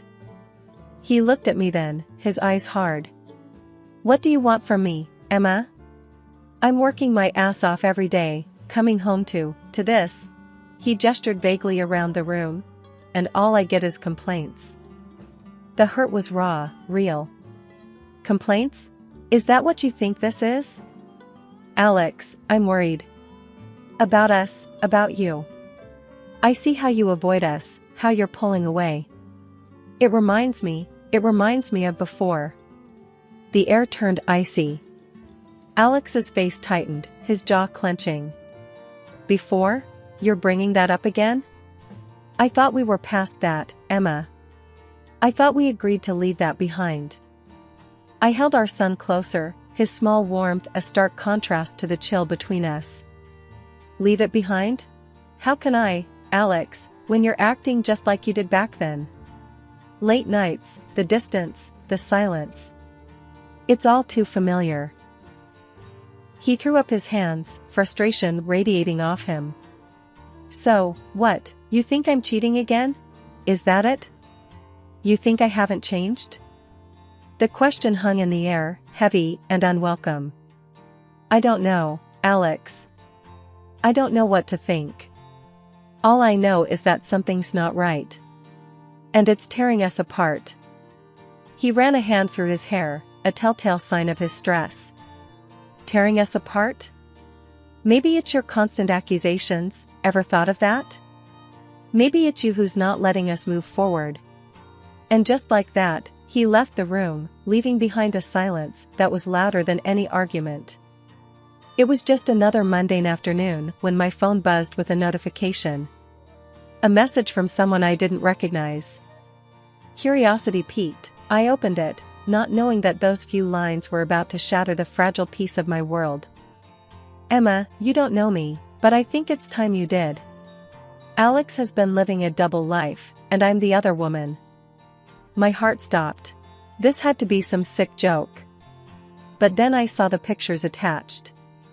Alex, not just with this woman, but with children, 3 of them, each bearing a resemblance to the man I called my husband. I was still reeling from the shock when Alex walked in, earlier than usual. Back so soon? I managed to say, my voice a mere whisper. He shrugged, clearly oblivious to the storm raging inside me. Yeah, things were slow at the office. I held up my phone, the picture of him with that woman and the children filling the screen. Slow, huh? Is this how you kill time? His face went white, the mask of indifference crumbling in an instant. Emma, what? Where did you get this? The words felt heavy, each one a stone sinking in the pit of my stomach. From her, Alex. Your other woman. He tried to grab the phone, but I pulled away, my eyes never leaving his. So, it's true then? The late nights, the distance. It wasn't just work, it was them. Alex sank into a chair, his facade shattered. Emma, listen, it's not what you think. I laughed, a hollow sound that echoed in the silence. Not what I think. Alex, the pictures don't lie. You have a whole other family. How long? How long have you been lying to me? He buried his face in his hands, a defeated figure. A few years. It started small, I didn't mean for it to go this far. A few years. The words hung in the air, a testament to the lie my life had become. And the children, Alex? Are they yours? He didn't answer, but he didn't need to. The truth was right there, in the silence, in the photos, in the years of deceit. You need to leave, Alex. Now, I said, my voice steady despite the chaos inside. And with that, he left, the sound of the closing door marking the end of our story. I sat there, alone, holding our son, the only real thing in the mess that was my life. Just when the dust seemed to be settling, life decided to throw another curveball. I was in the middle of a feeding session with my son when the doorbell rang, slicing through the quiet of the afternoon. Expecting maybe a delivery or a neighbor, I was completely taken aback to see Alex, looking sheepish, and a woman I recognized from the photos, the other woman, standing boldly in my doorway. Before I could even react, she pushed past me into the house. Her eyes roamed around, taking in every detail of the home I had put my heart into. "This is quite the place you've got here, Emma. Cozy and spacious. Perfect for a family, don't you think, Alex?" she said, her voice dripping with a mix of mockery and entitlement. Alex didn't meet my gaze, his shame evident, but his voice silent. I clenched my jaw, trying to keep my composure in the face of this intrusion. "And what family would that be?" "Because the last time I checked, this was my home," I retorted, standing protectively in front of my son's crib. She smirked, a calculated glint in her eye. "Well, the family Alex should have been with all along. Me and our 3 kids. You see, we need this house more than you do. A big, beautiful house for a big family. You understand, right?" The audacity of her words struck a nerve. I was fuming, each word from her mouth fueling my anger. "Understand? I understand perfectly. You're delusional if you think you can just barge in here and lay claim to what's mine. Alex has no right to this house, and neither do you." Alex finally spoke, his voice barely a whisper. "Emma, maybe we should discuss this." "Discuss?" I snapped, my patience wearing thin. "You think after everything, we're just going to sit down and have a chat about you handing over my house to your mistress and your other children?" The woman paced around, her eyes scanning the room like a hawk. "Look, Emma, it's simple. You've got 1 kid, a small apartment will do. We've got 3, we need the space. It's only fair." "Fair?" The word echoed in my mind, a cruel joke in the face of everything that was happening. "Fair? You want to talk about fair? There's nothing fair about betrayal, about lies, about breaking a family. You have no idea what fair is." She turned to Alex, seeking affirmation. "Tell her, Alex. Tell her we'll be moving in. She's got a week to clear out." Alex avoided my gaze, his shoulders slumped, the picture of defeat and cowardice. "Emma, I don't know what to say." The standoff was tense, the air thick with unsaid words and unspoken threats. But as they left, the woman throwing a spiteful glance over her shoulder and Alex not even daring to look back, I knew that this was far from over. After the door slammed shut behind Alex and his mistress, I was left standing in the silence of my home, my mind racing. The nerve of them, coming into my house, threatening to take everything I held dear. But as the initial shock subsided, a plan began to form. It was time to reveal the truth, time to claim what was rightfully mine. The doorbell rang, its chime echoing like the start of a showdown. There they stood, Alex looking more defeated than ever, and his mistress, her arrogance undiminished. "Time's up, Emma. We're here to move in. Did you pack your stuff?" she demanded, her eyes gleaming with triumph. I stood in the doorway, my stance firm. "Actually, I didn't pack. And you're not moving in. This house is mine, and I have the documents to prove it." The woman's face faltered, confusion mixing with her anger. "What are you talking about? This is Alex's house too. We have rights." I couldn't help but smirk, the tables finally turning. "No, you see, that's where you're wrong. This house was a gift from my parents to me. Alex's name isn't on any of the documents. He has no claim over this property." Alex shifted uncomfortably, avoiding my gaze. "Emma, I thought we could work something out." "Work something out? After you cheated, lied, and then tried to kick me and your son out of our home?" "I don't think so, Alex." The mistress interjected, her voice shrill with panic. "This can't be happening. You're lying. Alex, tell her she's lying." But Alex remained silent, his eyes downcast, the truth of the situation finally dawning on him. It's not a lie, I said, my voice steady. This house is mine, and you have no legal right to be here. So, I suggest you leave before I call the police. The woman's eyes darted to Alex, seeking confirmation or maybe denial. But Alex stood silent, his head hung low, the truth too heavy to bear. But we have a family, we need this house. You can't just throw us out, she protested, her voice tinged with desperation. The only thing I'm throwing out is the lies, I countered. And while we're at it, let's talk about Alex's job, shall we? He's not the high-flying executive you think he is. He's a clerk, a simple office worker. Your dreams of a lavish life in this house are just that, dreams. The revelation hit her like a physical blow, her face contorting with rage and disbelief. A clerk? You're lying. Alex, tell her she's lying. Alex, however, remained silent, his shoulders slumped in defeat. The charade was over, the truth laid bare for all to see. You've been living in a fantasy, fed by Alex's lies. But it ends now, I declared, my voice firm. You have no place here. It's time for you both to leave. The confrontation was intense, the air thick with tension and unsaid words. But as they turned to leave, the mistress's parting glance was filled with venom and vows of revenge. This isn't the end, Emma. You'll regret this, she hissed, her dreams shattered by the harsh light of truth. It was a crisp morning, the kind that usually promised a peaceful start, but peace was a luxury I could no longer afford. The sound of the doorbell shattered the calm like a rock through a window. As I opened the door, my heart sank. There she stood, Alex's mistress, her face twisted into a smirk, her children huddled behind her. You've got some nerve, showing up here again, I said, my voice steady despite the turmoil inside. The mistress didn't falter. I've got every right, Emma. These kids, she gestured to the innocent faces behind her. They deserve a proper home. Your home. I couldn't help but scoff.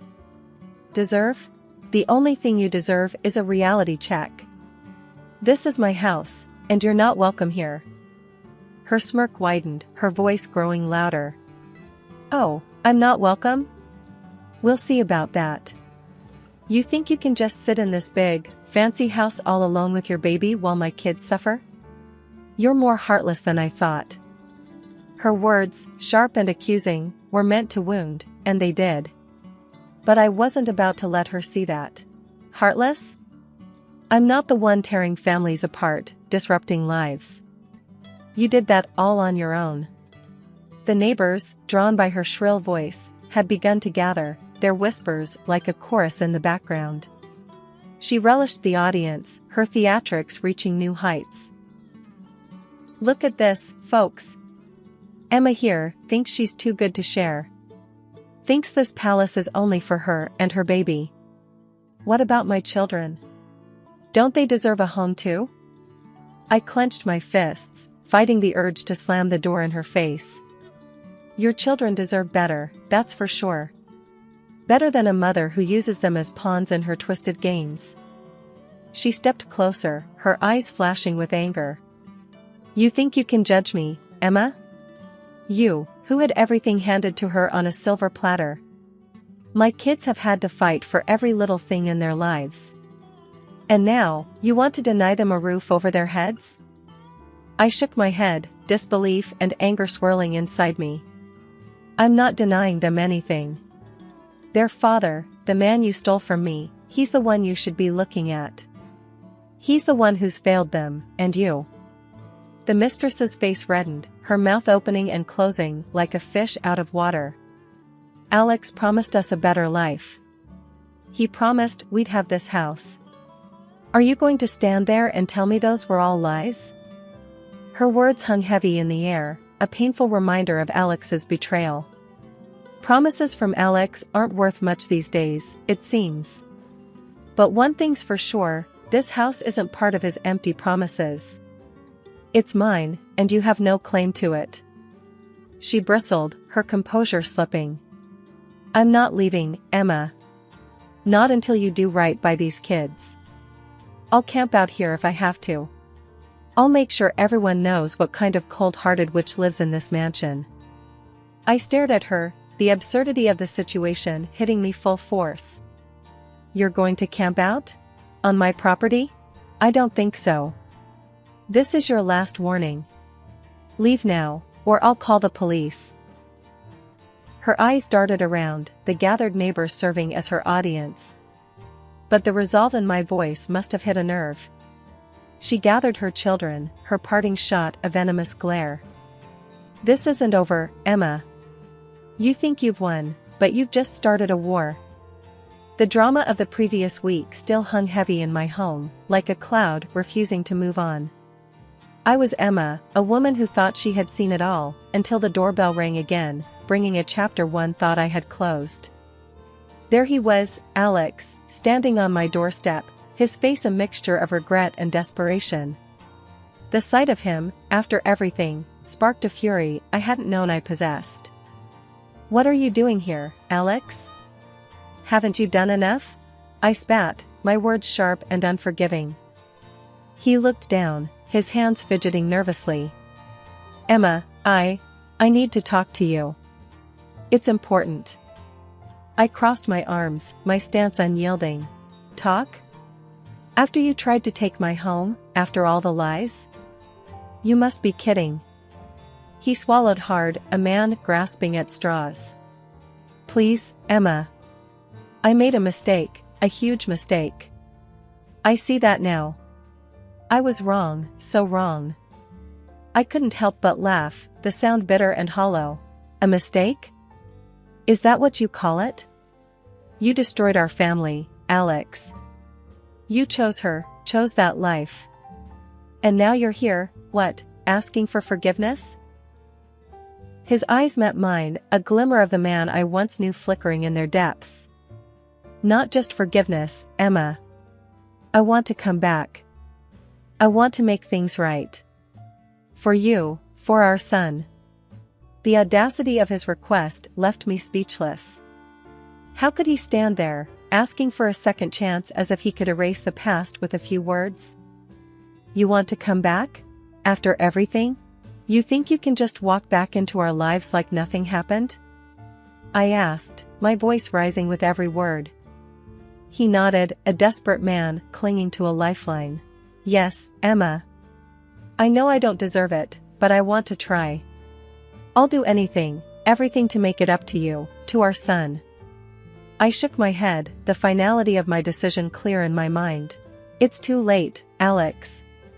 You made your choice, and now you have to live with it. We are moving on, without you." His shoulders slumped, defeat etched into every line of his face. "Emma, please. Don't do this. Think of our son. He needs his father." I felt a pang in my heart, for the life we could have had, for the family that was broken beyond repair. He needed his father, and where were you? With her, with them. You're not the man we need, Alex. It's time you realized that. He stood there for a moment longer, a man lost in the ruins of his own making. Then, without another word, he turned and walked away, his figure disappearing into the night. The final pieces of my old life had fallen away, leaving space for something new, something mine. The divorce papers were signed, and Alex was now just a person from my past, a shadow that no longer darkened my door. He was ordered to pay alimony for our son, a small justice in the grand scheme of things. Sitting in my quiet living room, I reflected on the tumultuous journey. The phone buzzed, breaking the silence. It was Lisa, her voice carrying the latest gossip. "Hey, Emma, you won't believe this. Alex and his mistress are crammed into a tiny apartment. Word is, they do nothing but fight, day in and day out." I couldn't help but feel a twinge of vindication. "Well, can't say I'm surprised. You reap what you sow, right?" Lisa chuckled. "True that. How are you holding up, though? All this must be tough." I took a sip of my tea, its warmth comforting. "It's been a ride, Lisa. But I'm getting there. Each day feels a bit lighter, a bit more mine. You're the strongest person I know, Emma. And hey, if you need anything, I'm just a call away, alright? Her words were a balm, soothing the lingering sting of the past. Thanks, Lisa. I really appreciate it. The conversation drifted to lighter topics, the normalcy a welcome change. After hanging up, I gazed around the room. This was my space, my sanctuary. The battles fought within these walls had left scars, but they were healing, turning into stories of strength and resilience. I picked up my camera, an old friend I had neglected. The weight of it in my hands felt right. I snapped a few pictures of the room, of my son's toys, of the life that was slowly piecing itself back together. Each click of the shutter was a declaration, a statement that while the past was a part of me, it didn't define me. As I put my son to bed that night, his tiny hand clutching my finger, I whispered promises of a future bright and unburdened. Outside, the stars twinkled, a vast canvas of possibilities stretching out before us. Alex and his mistress were just a chapter closed, a lesson learned. Our story, the one that truly mattered, was just beginning, and it was going to be a beautiful one. Hi, everyone, I'm Kira, and this is my story. Life before the pregnancy was simple and happy. Jack and I would spend evenings talking about our days. He'd share stories about his corporate challenges, and I'd tell him about the school kids' antics. But when I broke the news of the pregnancy, things took a turn I never anticipated. One evening, as Jack walked in, I was setting the table, battling waves of nausea but determined to keep things normal. "Hey, Jack, how was work today?" I asked, trying to sound cheerful. He barely looked up from his phone. "Same old, Kira. Deadlines and demands. What's for dinner?" I felt a pang of disappointment at his disinterest but brushed it aside. "I made your favorite, spaghetti. But, I need to tell you something important." Jack finally looked up, his brow raised. "What's up? You look pale. Don't tell me you're sick, we can't afford a doctor's bill right now." The concern in his voice was overshadowed by the hint of irritation. I hesitated but knew I couldn't keep it in any longer. "It's not that, Jack. I'm pregnant." For a moment, there was silence. The air felt heavy. Jack's face, usually so full of confidence, went blank. "Pregnant? Are you sure, Kira?" His voice was a mix of surprise and something else I couldn't quite place. "Yes, the tests confirmed it. We're going to have a baby, Jack." I tried to sound excited, hoping my enthusiasm would be contagious. Jack didn't respond. He just stared at the floor, lost in thought. The silence stretched between us, and I felt a cold dread settling in my stomach. This wasn't the reaction I'd hoped for. Finally, he looked up, his eyes hard. "Kira, you know my job's been on the line with all the cutbacks. And now this? How are we supposed to manage with a baby? Have you thought about that?" His words stung. I had imagined joy, hugs, maybe even happy tears. But instead, there was this, a cold, hard dose of reality served by the man I loved. "I know, Jack, it's unexpected. But it's also a blessing, isn't it? We can make it work. Maybe I can take some extra tutoring on the side, and..." Jack cut me off, his voice rising. "Extra tutoring? Kira, you're not thinking straight. A baby is not just about extra expenses for a few months. It's a lifelong commitment. And with your job, how are you going to manage?" I recoiled at his tone. This wasn't a discussion, it was a confrontation. My attempt to keep peace shattered like glass under the weight of his words. "Jack, please, let's just talk about this calmly. We can make a plan, figure out the finances." But he was already grabbing his coat, his face a mask of frustration and anger. "I need some air. We'll talk about this later, Kira. Or better yet, you figure it out. You're the one who's so happy about this blessing." And with that, he was gone, the door slamming shut behind him. I stood alone in our small kitchen, the untouched spaghetti cooling on the table, a symbol of our suddenly uncertain future. Weeks had passed since I broke the news to Jack, and each day felt like walking on thin ice. I was doing my best, trying to keep up with my teaching job despite the nausea that hit me without warning. But the day came when my body couldn't keep up, and I had to face the inevitable. I was sitting at the kitchen table, the unpaid leave form from the school in front of me, my hands trembling as I waited for Jack to come home. The clock ticked loudly in the quiet room, each second stretching into eternity. The door finally opened, and Jack walked in, his face buried in his phone. He barely glanced at me as he took off his coat. "Jack, we need to talk," I said, my voice barely above a whisper. He sighed, a sound of tired irritation. "What is it now, Kira? I've had a day from hell at work. Can it wait?" I shook my head, feeling the weight of the moment. "It's about my job. I can't keep up, not with the baby and my health. I had to take unpaid leave." The words hung in the air, and I watched as Jack's expression turned from annoyance to disbelief, then to anger. "Unpaid leave? Are you out of your mind, Kira?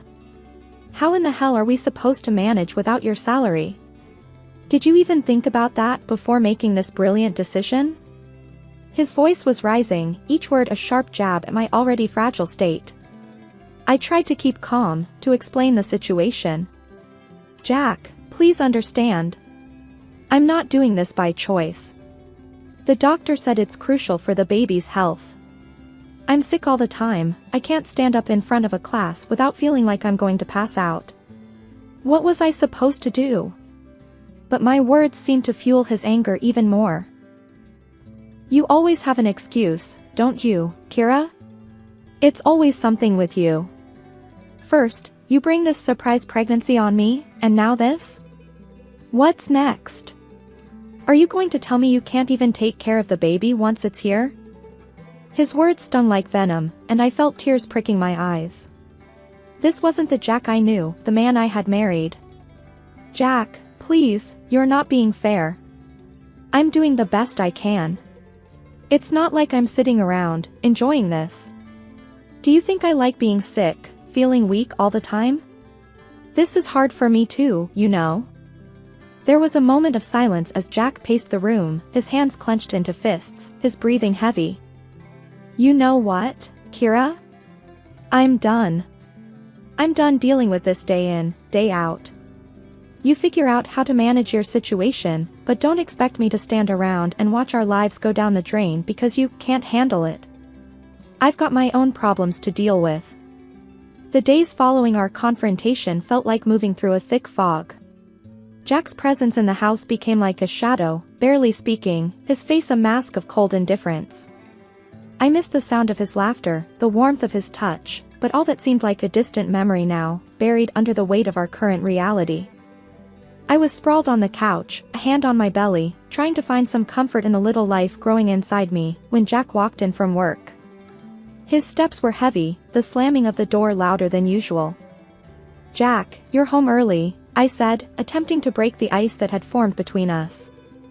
He grunted in response, tossing his keys on the table with a clatter. "Yeah, well, not like there's anything better to do.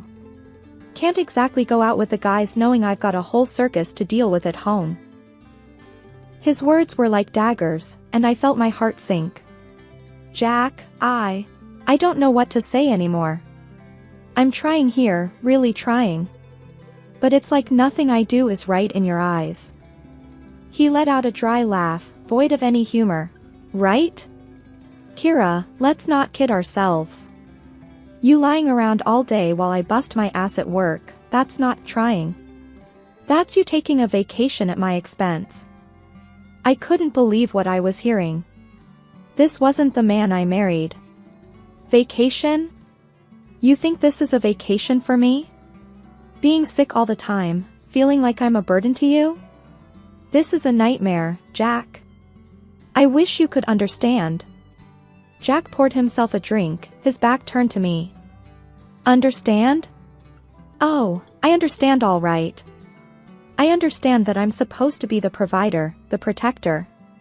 But what's the point when the person you're supposed to be protecting doesn't even try to help herself?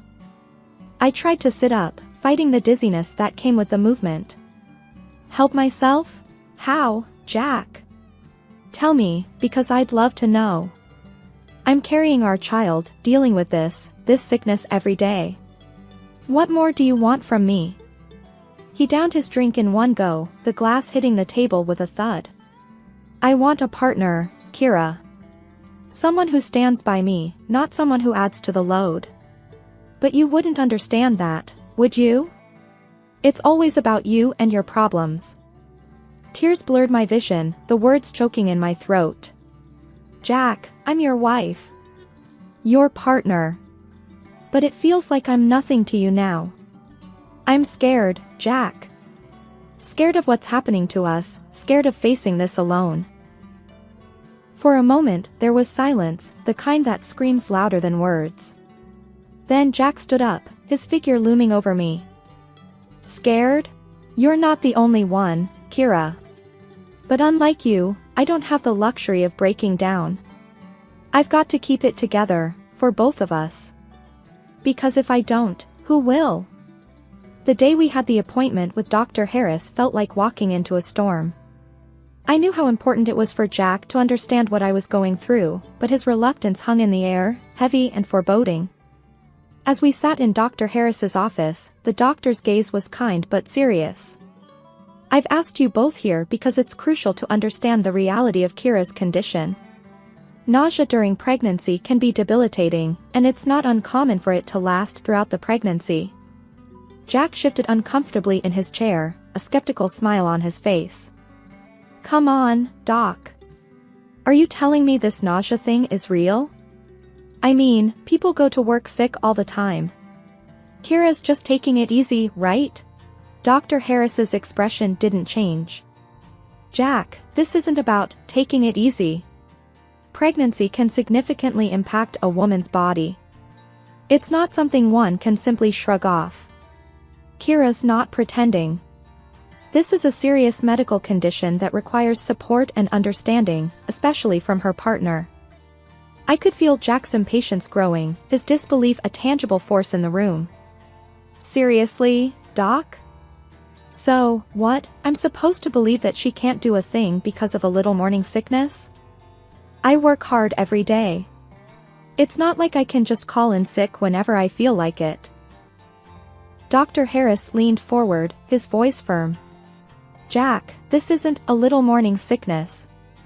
This is a condition that is affecting Kira's health and well-being. It's not a matter of toughness or endurance. It's a medical reality, and belittling it won't change the facts. I watched as Jack's smirk faded, replaced by a stubborn set to his jaw. He stood up abruptly, his chair scraping against the floor. This is ridiculous. I don't have time for this. Kira, you're a grown woman. Stop acting like you're the only one who's ever been pregnant. Dr. Harris tried to interject, but Jack was already at the door. I'm sorry, Doc, but I'm not buying it. She's just avoiding work and chores, and now you're telling me to pamper her? That's not happening.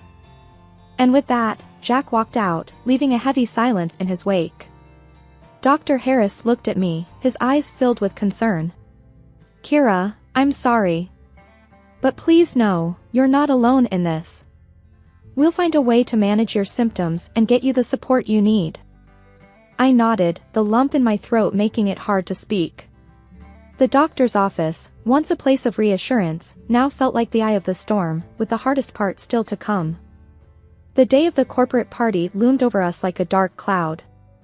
I felt a knot in my stomach, knowing that being around so many people, with their perfumes and the food, would be a challenge with my condition. But Jack was insistent. Kira, you have to pull yourself together for this. It's important for my job, for our future, Jack said as he adjusted his tie in front of the mirror. I was sitting on the bed, feeling weak and anxious. Jack, I really don't think I can handle it. The nausea, the smells, it's too much. Can't you go alone this time? Jack turned to me, his expression hard and unyielding. No, Kira. I won't go alone. You need to get over this nonsense and come with me. Everyone's bringing their spouses. What will they think if I show up without you? I tried to reason with him, my voice shaky. It's not nonsense, Jack. You know how bad it's been. I can't control when it hits. What if I get sick at the party? I don't want to embarrass you in front of your colleagues. He let out a harsh laugh, devoid of any real amusement. Embarrass me? Kira, you're already doing that by not going. You think people don't talk? They see you barely leave the house, hear about you not working. Now you want to add to the gossip by making me go to this party alone. The accusation stung, and I felt tears welling up in my eyes. That's not fair, Jack. I'm struggling every day. This isn't about gossip, it's about my health, our baby's health. Jack's face softened for a moment, but the hardness quickly returned. Your health? What about my health, Kira? My career? You think I don't have enough on my plate? Now suck it up, get dressed, and let's go. We're already late. Feeling defeated and scared, I slowly got up and started getting ready. The drive to the party was silent, the tension between us thick enough to cut through. As we walked into the building, the noise and the smells hit me like a wave. My stomach churned, and I felt the color drain from my face. Jack was busy greeting his colleagues, a forced smile plastered on his face. Jack, I really don't feel good, I whispered, clutching his arm. He looked at me, annoyance flashing in his eyes. Not now, Kira. Just try to get through the evening. It's important for me. But it was too much. The room started spinning, and I knew I was going to be sick. I tugged at Jack's sleeve, desperation in my voice. Jack, I need to get out of here. Please. That's when it happened. Jack's grip on my arm tightened, and he pulled me away from the crowd, hissing in my ear. You just can't help yourself, can you? Always making a scene. Just go, then. Get out of here if you're going to be like this. He dragged me out into the corridor, his grip bruising my arm. I could barely stand, the nausea overwhelming me. Jack, please, I can't. But he was relentless. With a rough shove, he pushed me towards the exit. Walk home, Kira. And don't you dare come back until you've learned not to embarrass me like this. Leaning against the cool wall of the hallway, I struggled to catch my breath, the taste of humiliation and nausea bitter in my mouth. The bright lights of the party seemed a world away, and in that moment, I felt utterly alone. But then, the sound of approaching footsteps broke through my daze. Ma'am, are you all right? The voice was deep, tinged with genuine concern. I looked up to see an elderly man standing before me, his eyes searching my face for an answer. I tried to muster a response, my words tangled with sobs. I'm not okay. My husband, he just doesn't understand. The man's expression turned stern, yet his voice remained gentle. What's your husband's name, if you don't mind me asking? Between shaky breaths, I managed to utter, Jack. Jack Harrison.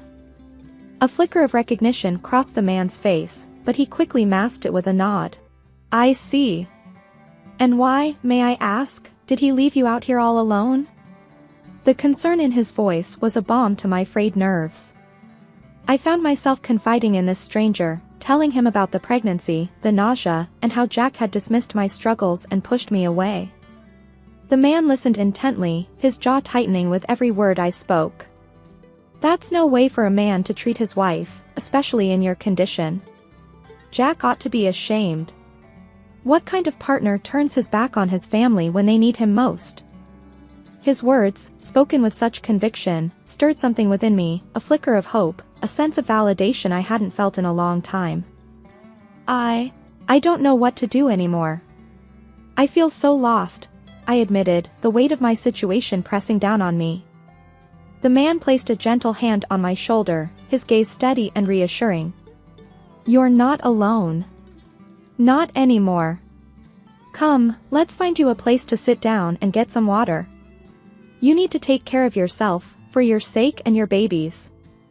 As we walked to a quieter area, I couldn't help but feel a surge of gratitude for this kind stranger's kindness. We found a secluded table, and he brought over a glass of water, urging me to take small sips. The man then took a seat across from me, his demeanor shifting from compassionate to resolute. "I'm going to have a word with Jack. It's high time someone set him straight. No one should treat their partner the way he's treated you tonight." Before I could protest, the man was on his feet, his figure exuding an authority that made me realize he was someone of significance. But more than that, he was someone who saw my pain and chose to stand by me when I felt most vulnerable. It wasn't long before the calm was shattered by a commotion coming from the main hall. Curiosity got the better of me, and I edged closer to see what was happening. There, in the center of the room, stood the elderly man, now commanding the attention of everyone.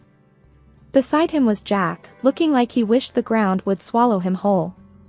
I could barely hear over the murmur of the crowd, but the stern voice of the older man cut through the noise. "Ladies and gentlemen, I stand before you not just as the director of this company but as someone who believes in the core values we all hold dear.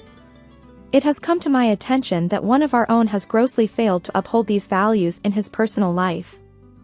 The room fell silent, every eye locked on the scene unfolding. Jack's face had turned an ashen color, his usual confidence nowhere to be seen.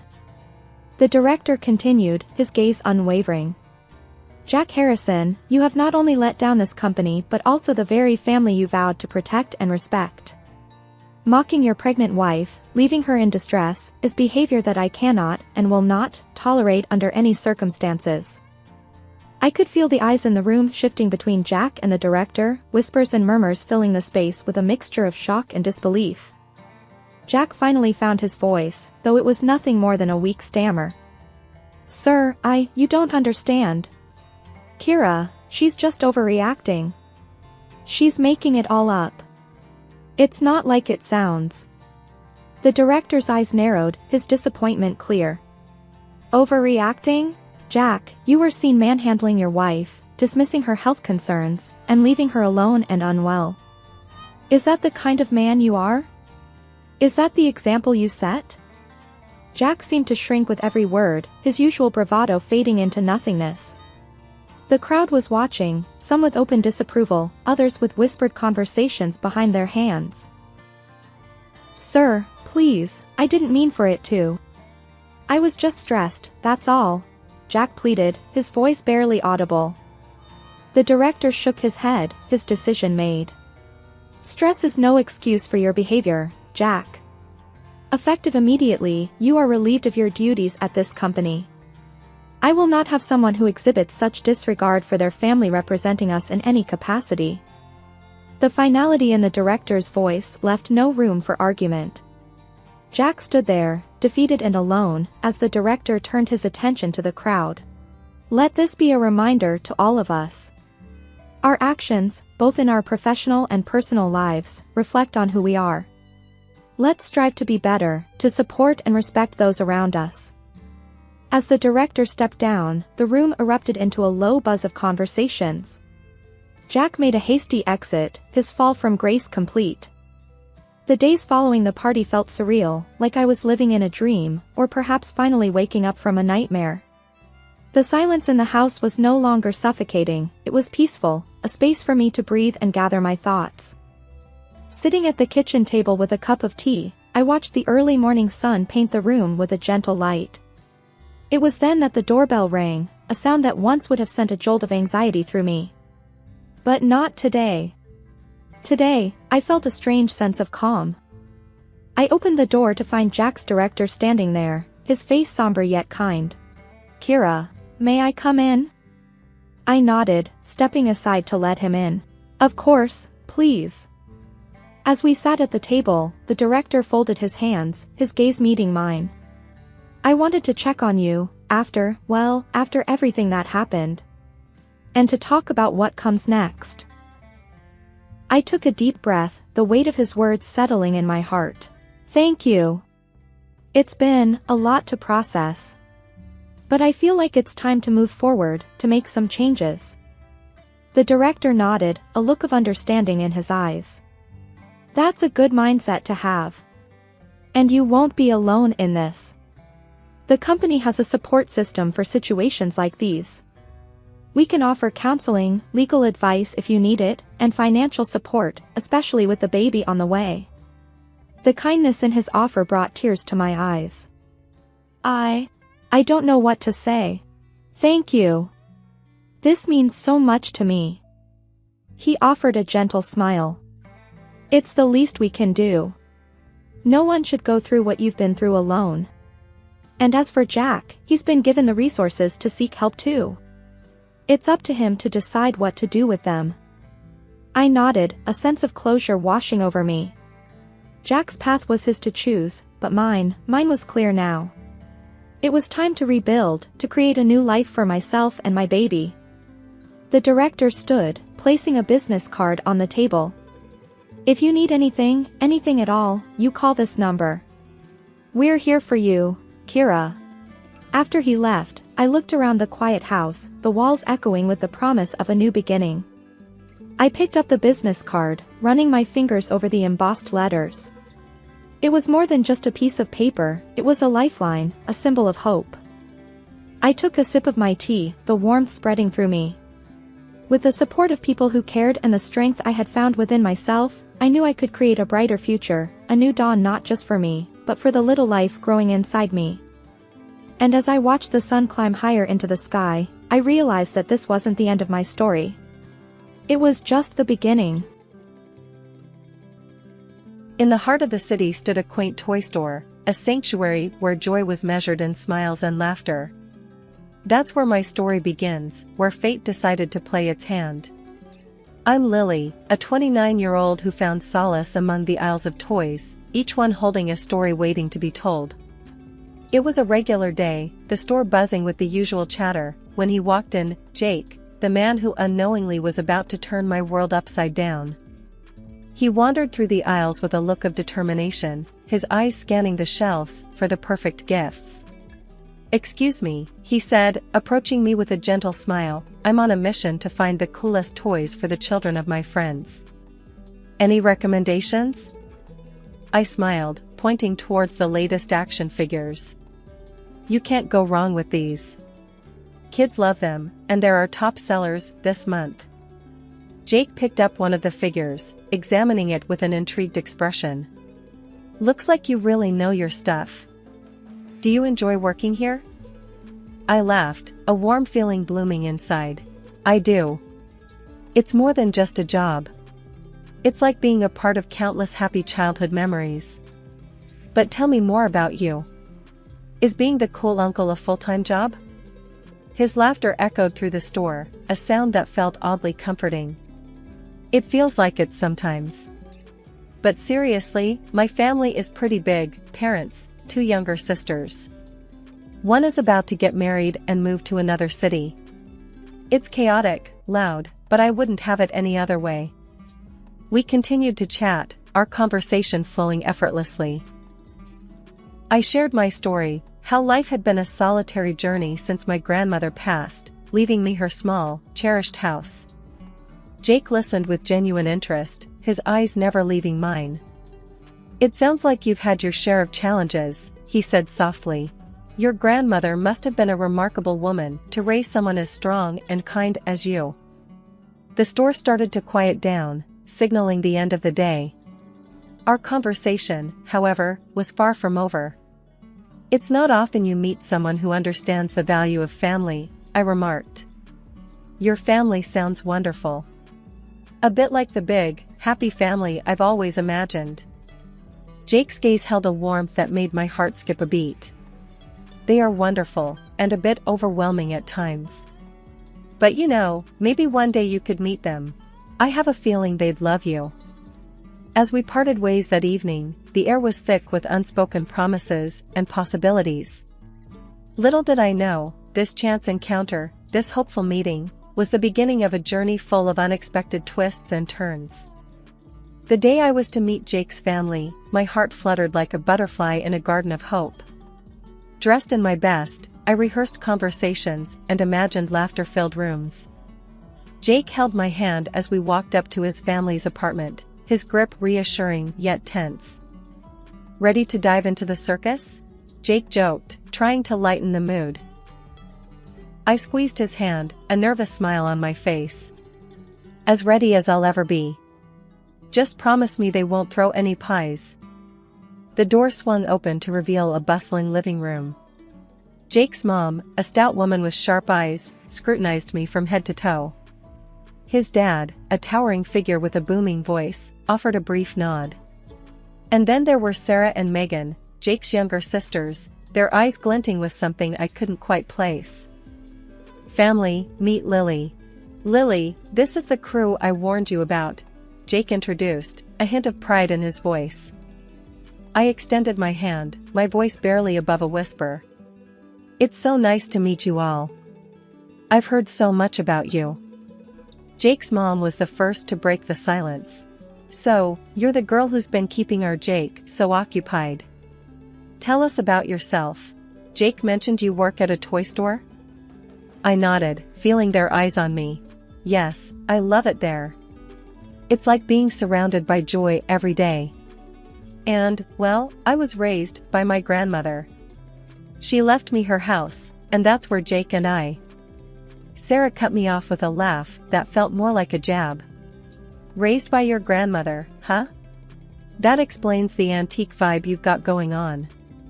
What is this, a retro fashion statement?" The room erupted with laughter. Jake's dad chuckled. "Good one, Sarah. Lily, you'll get used to our family humor." I forced a smile, my heart sinking. This wasn't the warmth I had anticipated. It felt more like walking into a frost. Jake tried to smooth things over. "Come on, guys. Let's not start the roast just yet. Lily's got a great sense of style. Right, Lily?" But the damage was done. The evening dragged on, each minute heavier than the last. Sarah and Megan's remarks, veiled as jokes, felt like thorns. Jake's parents, though not as overt, had a dismissiveness that stung. And Jake, bless him, seemed caught between a rock and a hard place, his laughter forced, his glances apologetic. As we left that night, the door closing behind us felt like the end of a performance I never wanted to be a part of. Jake's hand in mine felt distant, and the family I had hoped to embrace seemed like a mirage that had vanished, leaving behind a bitter aftertaste of reality. "Sorry about that," Jake murmured as we walked down the corridor. "They can be a bit overwhelming. But it'll get better, I promise." I nodded, the words tasting like ash. "It's fine, Jake. Maybe it's just first meeting jitters." But deep down, I knew. This was more than jitters. This was a glimpse into a world I wasn't sure I belonged in. A world where warmth was replaced by cold judgment, and acceptance was a currency I didn't possess. And as we walked back to my quiet, humble house, I couldn't help but wonder if the fairy tale I had dreamed of was just that, a dream, now slowly dissolving into the disappointing introduction of reality. The evening I walked into my home, expecting the usual quiet comfort, only to find it disrupted, remains etched in my memory. The lights were on, a sure sign someone else was there. A sense of intrusion crept over me. I dialed Jake's number, my voice trembling with unease. "Jake, I think someone's in our house. The lights are on, and you're not home." His laughter on the other end jolted me. "Oh, that's just Sarah." I gave her our spare key. She wanted a place to chill. I stood frozen, disbelief and anger intertwining.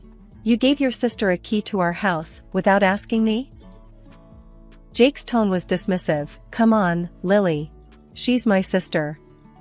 Plus, it's not like she's a stranger."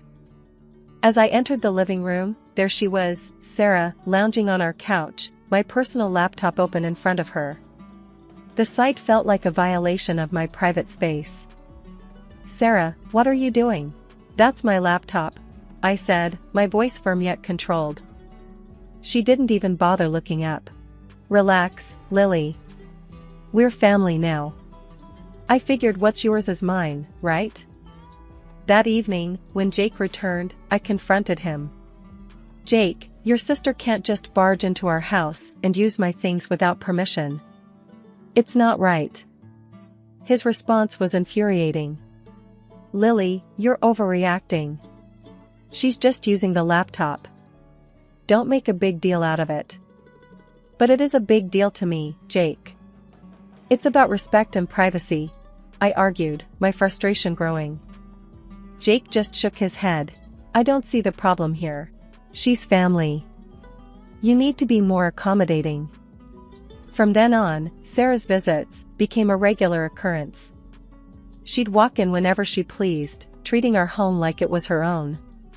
It wasn't just the intrusion that bothered me, it was her complete disregard for our privacy. She'd leave dishes in the sink, move my things around, and never once asked if it was okay. Every time I brought it up with Jake, he brushed it off. She's just comfortable here. Isn't that a good thing? Why are you so hung up on these little things? But they weren't little things to me. They were the threads of respect and boundaries being pulled apart. My home, once my sanctuary, was now a free-for-all, and I felt like a guest in my own space. One day, I came home to find Sarah sprawled on the couch, a pile of her laundry on the living room floor. Sarah, this isn't a laundromat. You can't just do your laundry here, I said, my patience wearing thin. She rolled her eyes. Oh, please, Lily. It's not like I'm asking you to do it for me. Plus, your washer is way better than ours. I couldn't believe the audacity. This was more than just familial comfort, it was entitlement. And Jake's inability to see that, to stand up for our space, was driving a wedge between us. Weekends used to be my retreat, a time to unwind and recharge. But that changed when Jake's family decided our home was their new weekend getaway. It started one Saturday morning. I was greeted not by the quiet I cherished, but by the loud chatter and laughter of Jake's family sprawled across my living room. Morning, Lily. Hope you don't mind, we thought we'd spend the day here. Our place is a bit cramped at the moment, Jake's mom announced cheerily as if they'd done nothing out of the ordinary. I stood there, dumbfounded, my private sanctuary turned into a public domain without my consent. Sure, I wasn't expecting visitors, but make yourselves at home, I managed to say, the words tasting bitter. Jake, who had seemingly forgotten the concept of personal space, chimed in. Isn't it great, Lily? The more, the merrier, right? The day dragged on, their presence an overbearing weight. The living room, once my haven of peace, was now a mess of loud conversations, clutter, and the overwhelming scent of food. They acted as if it was their right, their house. As the day turned into evening, Jake's mom called out from the chaos, Lily, dear, could you whip up something for dinner? You're such a fantastic cook, and we're all famished. The audacity of the request left me reeling. Actually, I was planning to order in tonight, I replied, trying to mask my frustration. Jake's dad laughed, a booming sound that filled the room. Why order when we have a chef in the house? Come on, Lily, show us what you've got. I felt trapped, my own desires and comfort overshadowed by their imposing presence.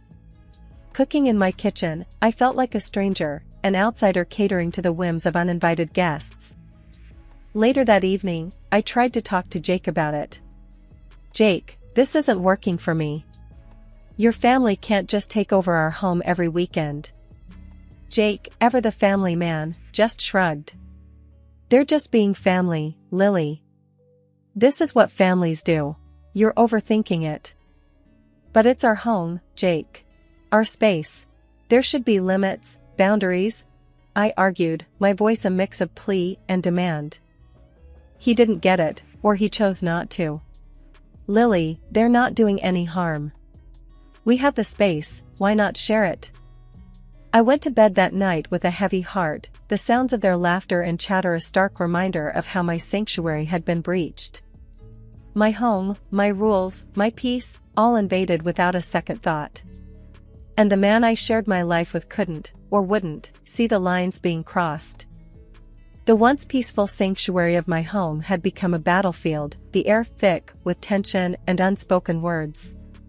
After countless disputes over the invasion of my privacy, I had retreated to my bedroom, the only space I foolishly thought was still mine. But even that last refuge was about to be snatched away. It was early Saturday morning, the kind of morning where the world should have been still and quiet. But tranquility was a stranger in my own home. I was jolted awake by the sound of my bedroom door being flung open. Disoriented, I blinked against the harsh light as the figures of Jake's parents loomed in the doorway. "What? What are you doing?" My voice was barely a whisper, shock rendering me almost speechless. They didn't even flinch at my obvious discomfort. Instead, Jake's mom, with a sweep of her hand that felt like she was claiming territory, announced, "We've decided this will be our room now. It's the nicest in the house, after all." Jake's dad nodded in agreement, his eyes scanning the room, not as a guest, but as someone assessing their property. "Yep, this will do. And don't worry, we left our apartment to Sarah. She needs it more than we do." Their words hit me like a physical blow. This was no ordinary intrusion, this was a full-blown takeover. My room, my private space, was being stripped away right in front of me. Shaken, I scrambled out of bed and found Jake in the kitchen, oblivious or indifferent to the chaos. "Jake, we need to talk. Now. Your parents can't just take over my room like this." Jake sipped his coffee, unfazed. "Lily, why are you making such a big deal out of this? They're just trying to be comfortable. Besides, you can stay in the attic, right?" His words stung more than I thought possible. The attic? Jake, are you listening to yourself? This is my house, and your family is treating it like a hotel. He shrugged, a gesture that spoke volumes of where his loyalties lay. "Well, it's their house too now. You can fix up the attic. It could be a nice project for you." I stood there, disbelief and rage coursing through me. My home, my sanctuary, was being carved up and handed out like slices of pie, and the man I had pledged my life to was holding the knife. As Jake walked away, leaving me to grapple with the reality of the situation, I realized I was alone in this fight. The home I had built, the life I had envisioned, was being dismantled, piece by piece. And the one person who should have been my partner, my ally, was the architect of my despair. But as I stood in the shell of what used to be my refuge, a fierce determination took root. This was my home, my life, and I wasn't about to let it be taken from me. The battle lines were drawn, and I, Lily, was ready to reclaim what was rightfully mine. The night before Jake and his family left for the wedding, the house was thick with tension and unspoken words. They laid down their plans, like a king dictating to his subjects. "We're off tomorrow, Lily, for Megan's wedding. You'll have the house to yourself for a week. Should be plenty of time to get your new attic room ready," Jake's mom declared with a smirk. Jake chimed in, a cold look in his eyes. "Yeah, Lily. It's only fair. Mom and Dad need the space. It's a small sacrifice, really." Their laughter echoed through the house, a cruel soundtrack to the mockery of my life. The door closed behind them the next morning, the silence they left behind heavy with the weight of their words. But as the sound of their car faded away, a new resolve rose within me. I had always thought a big family was a blessing, but their presence in my life had turned into a curse, one I was determined to break. The first step was clear and unwavering. I marched to the local hardware store, the determination in my steps ringing louder than the jingle of the door as I entered. "I need new locks for my house," I declared to the clerk, my voice a mixture of resolve and newfound strength. As I returned home, the new locks in hand, each click and turn of the screws as I installed them felt like a proclamation of my independence, a reclamation of my space. This house, filled with memories of my grandmother and the dreams I had for my own life, was mine and mine alone. With the new locks firmly in place, I turned my attention to the next task. Jake's belongings, once scattered throughout the house, were methodically packed away. Each item I placed in the boxes was like shedding a layer of the life I no longer recognized. As the week passed, my anticipation grew. The day of their return loomed over me, but the fear that once might have gripped me had transformed into something fiercer, a readiness to confront whatever came next. And then the day arrived. The sound of their car pulling up, the confused voices as they found their keys no longer worked, the rising volume as reality set in, it was a symphony of my making. "What's this, Lily? Playing games now? Open this door." Jake's voice was a mix of command and desperation, his words hammering against the firm resolve that shielded me. I opened the window slightly, my voice steady and unwavering. "It's no game, Jake. It's reality. The reality where I reclaim my home and my life. Your things are outside. You can take them and go." His mom's voice cut through next, sharp and accusatory. "You think you can just throw us out like trash? After we welcomed you into our family?" The irony of her words almost made me laugh. "Welcomed? No, you invaded, you disrespected, and you overstepped every boundary. This is my home, and it's time you all accepted that." The voices rose, a cacophony of disbelief and anger. Jake's dad, his voice booming, joined in. "You can't do this to us, Lily. We're family. Family sticks together." I shook my head, a slight smile playing on my lips. Family respects each other. Family supports and loves, not belittles and takes over. What you call sticking together felt more like being trapped. That's not family, that's a hostage situation. Their pleas turned into threats, their threats into insults. But with each word they hurled at me, my resolve only grew stronger. I had built a fortress, not just of locks and doors, but of self-respect and dignity. As the reality of the situation settled in, Jake's voice, once full of authority, now trembled with a hint of realization. "Lily, please.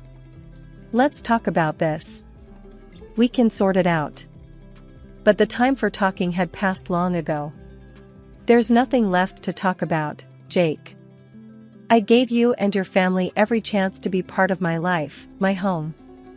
But you chose to treat it like a free-for-all. You chose to stand by and watch as they disrespected me, in my own home. That was your choice. Now, this is mine."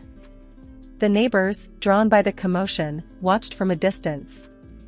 Whispers and glances were exchanged, the drama unfolding before them, a stark reminder of how quickly the veneer of civility can crack. And when the noise became too much, when the insults and the banging on the door threatened to breach my newfound peace, I called the authorities. The arrival of the police was the final punctuation in a long and exhausting sentence. I explained the situation, my voice a testament to the journey I had been on. The officers, their faces a blend of sympathy and professionalism, turned to Jake and his family. "You need to leave now. If you refuse, we'll have to take further action." As they finally collected Jake's belongings and retreated, a profound sense of calm enveloped me. The house, once a battlefield, was now quiet. The door, once a revolving entry for disrespect, was now a barrier against it. A week had passed since I took the stand, the quiet in my home a stark contrast to the turmoil that had once reigned. I was sipping my coffee, the warmth a gentle reminder of the peace I had reclaimed, when a knock shattered the tranquility. It was Sarah, her face twisted in anger, standing on my doorstep like an unwelcome storm. "Lily, you think you're so high and mighty, kicking everyone out? You're nothing but a selfish, greedy woman." Sarah spat the words out, her voice dripping with resentment. I leaned against the doorframe, my stance firm. "Sarah, this is my home, and I will not be insulted in it. Your family overstayed their welcome, and I did what was necessary." She scoffed, her laugh harsh and jarring. Necessary? You've turned everything upside down. I had the apartment to myself, and now? Now it's a circus again. Mom, Dad, Jake, all crammed in because of you. Her words were meant to wound, but I only felt a profound sense of relief. That's not my problem, Sarah. You all made your choices, and now you're living with them. Sarah's face reddened, her anger a tangible force. You can't just toss us aside like this. We're family. I shook my head, a sad smile on my lips. Family doesn't treat each other the way you treated me. I gave you all chances, but you chose to ignore them. I deserve respect and peace in my own home. Her words became a blur, insults and accusations thrown aimlessly. But they no longer touched me. I had built a wall, not just of locks and doors, but of self-respect and resolve. As she continued her tirade, I realized the truth in her words. Her anger wasn't just about being thrown out, it was about the loss of her comfort, her space. And that realization only strengthened my resolve. After what felt like an eternity, I cut her off. Sarah, this conversation is over. Your family's actions brought you to this point. I suggest you focus on finding a solution, instead of wasting your time here. With that, I closed the door, the sound a final note to her symphony of fury. I filed for divorce, my heart heavy but certain. Jake's pleas, his family's insults, all blocked and left behind. I was free, truly free, not just from their physical presence, but from the weight of their disrespect. I started to rebuild, my home once again a sanctuary, my life my own. As days turned into weeks, the memory of them faded, like a bad dream in the morning light. My peace was hard-won, but it was mine, a testament to the strength I never knew I had. And in that peace, I found not just solace, but a profound sense of triumph. I had claimed my life back, one lock, one packed box, one signed paper at a time. And as I stood in my reclaimed space, I knew that this was just the beginning.